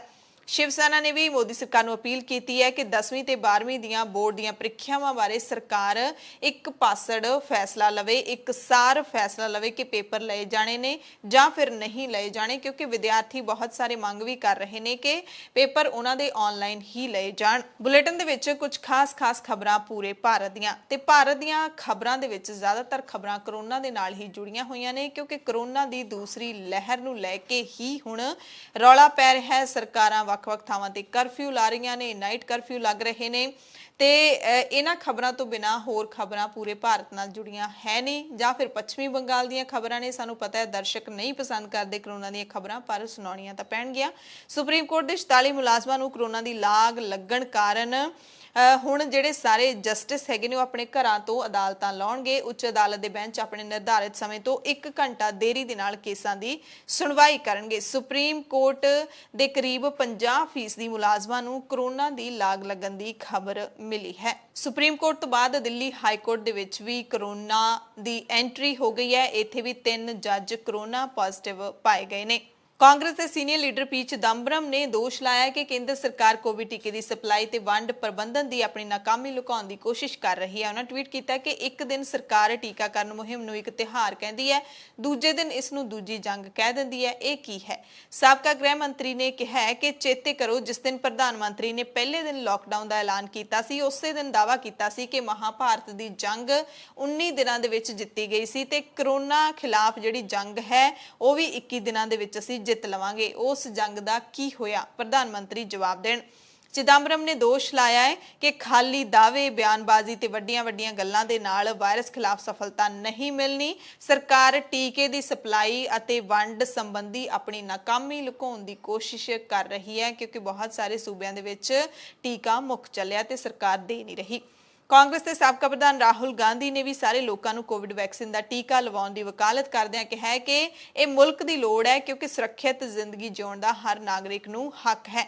ਪਾਰਟੀ ਦੇ ਵੱਲੋਂ speak up for vaccines for all hashtag ਦੇ ਨਾਲ ਜਿਹੜੀ ਸੋਸ਼ਲ ਮੀਡੀਆ ਤੇ ਇਹਨਾਂ ਮੁਹਿੰਮ ਚਲਾਈ ਹੈ, ਇਸ ਦੇ ਤਹਿਤ ਟਵੀਟ ਕੀਤਾ ਰਾਹੁਲ ਨੇ ਕਿ ਕਰੋਨਾ ਦਾ ਟੀਕਾ ਮੁਲਕ ਦੀ ਲੋੜ ਹੈ, ਤੁਹਾਨੂੰ ਇਸ ਲਈ ਆਵਾਜ਼ ਬੁਲੰਦ ਕਰਨੀ ਚਾਹੀਦੀ ਹੈ। ਸੁਰੱਖਿਅਤ ਜ਼ਿੰਦਗੀ ਜਿਉਣ ਦਾ ਹਰ ਕਿਸੇ ਨੂੰ ਅਧਿਕਾਰ ਹੈ। ਗੁਜਰਾਤ ਹਾਈ ਕੋਰਟ ਨੇ ਅੱਜ ਕਰੋਨਾ ਮਹਾਮਾਰੀ ਦੀ ਵਿਗੜਦੀ ਹਾਲਤ ਨੂੰ ਦੇਖਦੇ ਹੋਏ ਗੁਜਰਾਤ ਸਰਕਾਰ ਤੇ ਨਾਰਾਜ਼ਗੀ ਜਤਾਈ ਹੈ। ਹਾਈ ਕੋਰਟ ਨੇ ਸਾਫ਼ ਤੌਰ ਤੇ ਕਿਹਾ ਕਿ ਗੁਜਰਾਤ ਦੇ ਵਿੱਚ ਜੋ ਹਾਲਾਤ ਨੇ ਉਹ ਸੂਬਾ ਸਰਕਾਰ ਦੇ ਦਾਅਵਿਆਂ ਦੇ ਉਲਟ ਨੇ ਤੇ ਇਹ ਦਾਅਵਿਆਂ ਦੇ ਉਲਟ ਕਿਉਂ ਹਨ? ਸਰਕਾਰ ਆਖਿਰਕਾਰ ਕੀ ਕਰ ਰਹੀ ਹੈ? ਇਹ ਜਵਾਬ ਦੇਵੇ। ਸੁਣਵਾਈ ਦੌਰਾਨ ਅਦਾਲਤ ਨੇ ਕਿਹਾ ਕਿ ਲੋਕਾਂ ਨੂੰ ਹੁਣ ਇਹ ਲੱਗਣ ਲੱਗਿਆ ਕਿ ਉਹ ਪਰਮਾਤਮਾ ਦੀ ਦਇਆ ਤੇ ਹੀ ਨਿਰਭਰ ਹੋ ਗਏ ਨੇ, ਸਰਕਾਰਾਂ ਨੇ ਉਹਨਾਂ ਲਈ ਕੁਝ ਨਹੀਂ ਕਰਨਾ।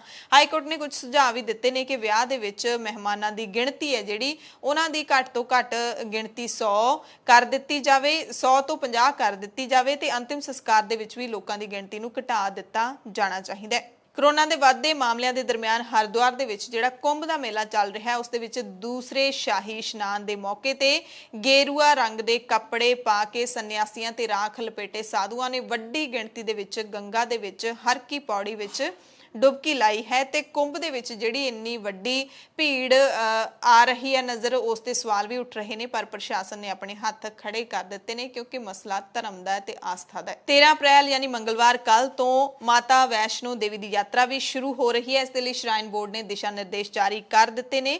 9 ਅਪ੍ਰੈਲ ਨੂੰ ਬੋਰਡ ਦੇ ਅਧਿਕਾਰੀਆਂ ਦੀ ਮੀਟਿੰਗ ਹੋਈ ਸੀ ਜਿਸ ਦੇ ਤਹਿਤ ਕਈ ਫੈਸਲੇ ਲਏ ਗਏ ਨੇ। ਯਾਤਰੀਆਂ ਦੀ ਸਹੂਲਤ ਦੇ ਲਈ ਪ੍ਰਬੰਧ ਕੀਤੇ ਗਏ ਨੇ। ਸੁਰੱਖਿਆ ਦੇ ਲਈ ਸੈਨੀਟੇਸ਼ਨ, ਮੈਡੀਕੇਅਰ ਤੇ ਵਿਸ਼ੇਸ਼ ਵਰਤ ਨਾਲ ਸੰਬੰਧਿਤ ਭੋਜਨ ਤੇ ਬਿਜਲੀ ਦੇ 24 ਘੰਟੇ ਪ੍ਰਬੰਧ ਨੂੰ ਵੀ ਪੁਖਤਾ ਜਿਹੜਾ ਉਹ ਬਣਾਇਆ ਗਿਆ। ਛੱਤੀਸਗੜ੍ਹ ਦੇ ਵਿੱਚ ਲਗਾਤਾਰ ਕਰੋਨਾ ਦੇ ਮਾਮਲੇ ਵਧਣ ਦੇ ਕਾਰਨ ਮੌਤਾਂ ਵੀ ਵਧ ਰਹੀਆਂ ਨੇ। ਅੰਤਿਮ ਸੰਸਕਾਰ ਦੇ ਲਈ ਹੁਣ ਕੱਲੇ ਰਾਏਪੁਰ ਦੇ ਵਿੱਚ ਹੀ 46 ਨਵੇਂ ਅੰਤਿਮ ਸੰਸਕਾਰ ਥਾਂ ਬਣਾਏ ਗਏ ਨੇ, ਯਾਨੀ ਕਿ ਸ਼ਮਸ਼ਾਨ ਘਾਟ ਬਣਾਏ ਗਏ ਨੇ 46 ਇੱਕੋ ਹੀ ਸ਼ਹਿਰ ਦੇ ਵਿੱਚ।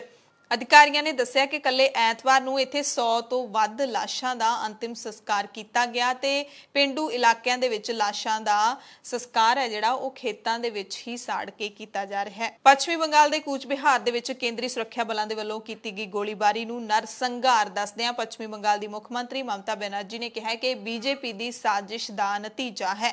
ਮਮਤਾ ਨੇ ਕਿਹਾ ਕਿ ਚੋਣ ਕਮਿਸ਼ਨ ਨੇ ਸਿਆਸਤਦਾਨਾਂ ਦੇ ਜ਼ਿਲ੍ਹੇ ਦੇ ਵਿੱਚ ਦਾਖਲੇ ਦੇ ਉੱਤੇ 72 ਘੰਟਿਆਂ ਦੀ ਰੋਕ ਲਾ ਕੇ ਤੱਥਾਂ ਨੂੰ ਲੁਕਾਉਣ ਦੀ ਕੋਸ਼ਿਸ਼ ਕੀਤੀ ਹੈ। ਮਮਤਾ ਬੈਨਰਜੀ ਚੋਣ ਕਮਿਸ਼ਨ ਤੇ ਵੀ ਵਰੀ ਹੈ। ਟਵੀਟ ਕੀਤਾ ਹੈ ਕਿ ਆਦਰਸ਼ ਚੋਣ ਜ਼ਾਬਤੇ ਦਾ ਨਾਮ ਬਦਲ ਕੇ ਮੋਦੀ ਚੋਣ ਜ਼ਾਬਤਾ ਰੱਖ ਦੇਣਾ ਚਾਹੀਦਾ ਹੈ ਕਿਉਂਕਿ ਬੀਜੇਪੀ ਆਪਣੀ ਪੂਰੀ ਤਾਕਤ ਵਰਤ ਸਕਦੀ ਹੈ ਪਰ ਇਸ ਦੁਨੀਆ ਤੇ ਕੋਈ ਵੀ ਅਜਿਹਾ ਜੰਮਿਆ ਨਹੀਂ ਜੋ ਮੈਨੂੰ ਆਪਣੇ ਲੋਕਾਂ ਨਾਲ ਮਿਲਣ ਤੇ ਉਹਨਾਂ ਦੇ ਨਾਲ ਦਰਦ ਵੰਡਾਉਣ ਤੋਂ ਰੋਕ ਸਕੇ। ਪ੍ਰਧਾਨ ਮੰਤਰੀ ਨਰਿੰਦਰ ਮੋਦੀ ਵੀ ਲਗਾਤਾਰ ਪੱਛਮੀ ਬੰਗਾਲ ਦੇ ਵਿੱਚ ਰੈਲੀਆਂ ਕਰ ਰਹੇ ਨੇ। ਦਾਅਵਾ ਕੀਤਾ ਮੋਦੀ ਨੇ ਕਿ ਮੁੱਖ ਮੰਤਰੀ ਮਮਤਾ ਬੈਨਰਜੀ ਨੰਦੀਗ੍ਰਾਮ ਦੇ ਵਿੱਚ ਚੋਣ ਹਾਰ ਚੁੱਕੀ ਹੈ। 4 ਗੇੜਾਂ ਦੇ ਵਿੱਚ ਮਤਦਾਨ ਖਤਮ ਹੋਣ ਤੋਂ ਬਾਅਦ ਪੱਛਮੀ ਬੰਗਾਲ ਦੇ ਵਿੱਚ ਮਮਤਾ ਦੀ ਵਿਦਾਇਗੀ ਤੈਅ ਹੋ ਗਈ ਹੈ। ਉਹਨਾਂ ਦੋਸ਼ ਲਾਇਆ ਕਿ ਮਮਤਾ ਬੈਨਰਜੀ ਮਾਂ, ਮਾਟੀ ਤੇ ਮਾਨੁਸ਼ ਦਾ ਵਾਅਦਾ ਕਰਕੇ 10 ਸਾਲ ਪਹਿਲਾਂ ਸੱਤਾ ਵਿੱਚ ਆਈ ਸੀ, ਪਰ ਉਹਨਾਂ ਨੇ ਮਾਂ ਨੂੰ ਸਤਾਓ, ਮਾਟੀ ਨੂੰ ਲੁੱਟੋ ਤੇ ਮਾਨੁਸ਼ ਦਾ ਲਹੂ ਵਹਾਓ ਵਾਲਾ ਰਾਹ ਚੁਣਿਆ ਹੈ, ਵੰਡੋ ਤੇ ਰਾਜ ਕਰੋ ਦੀ ਨੀਤੀ ਅਪਣਾਈ ਹੈ।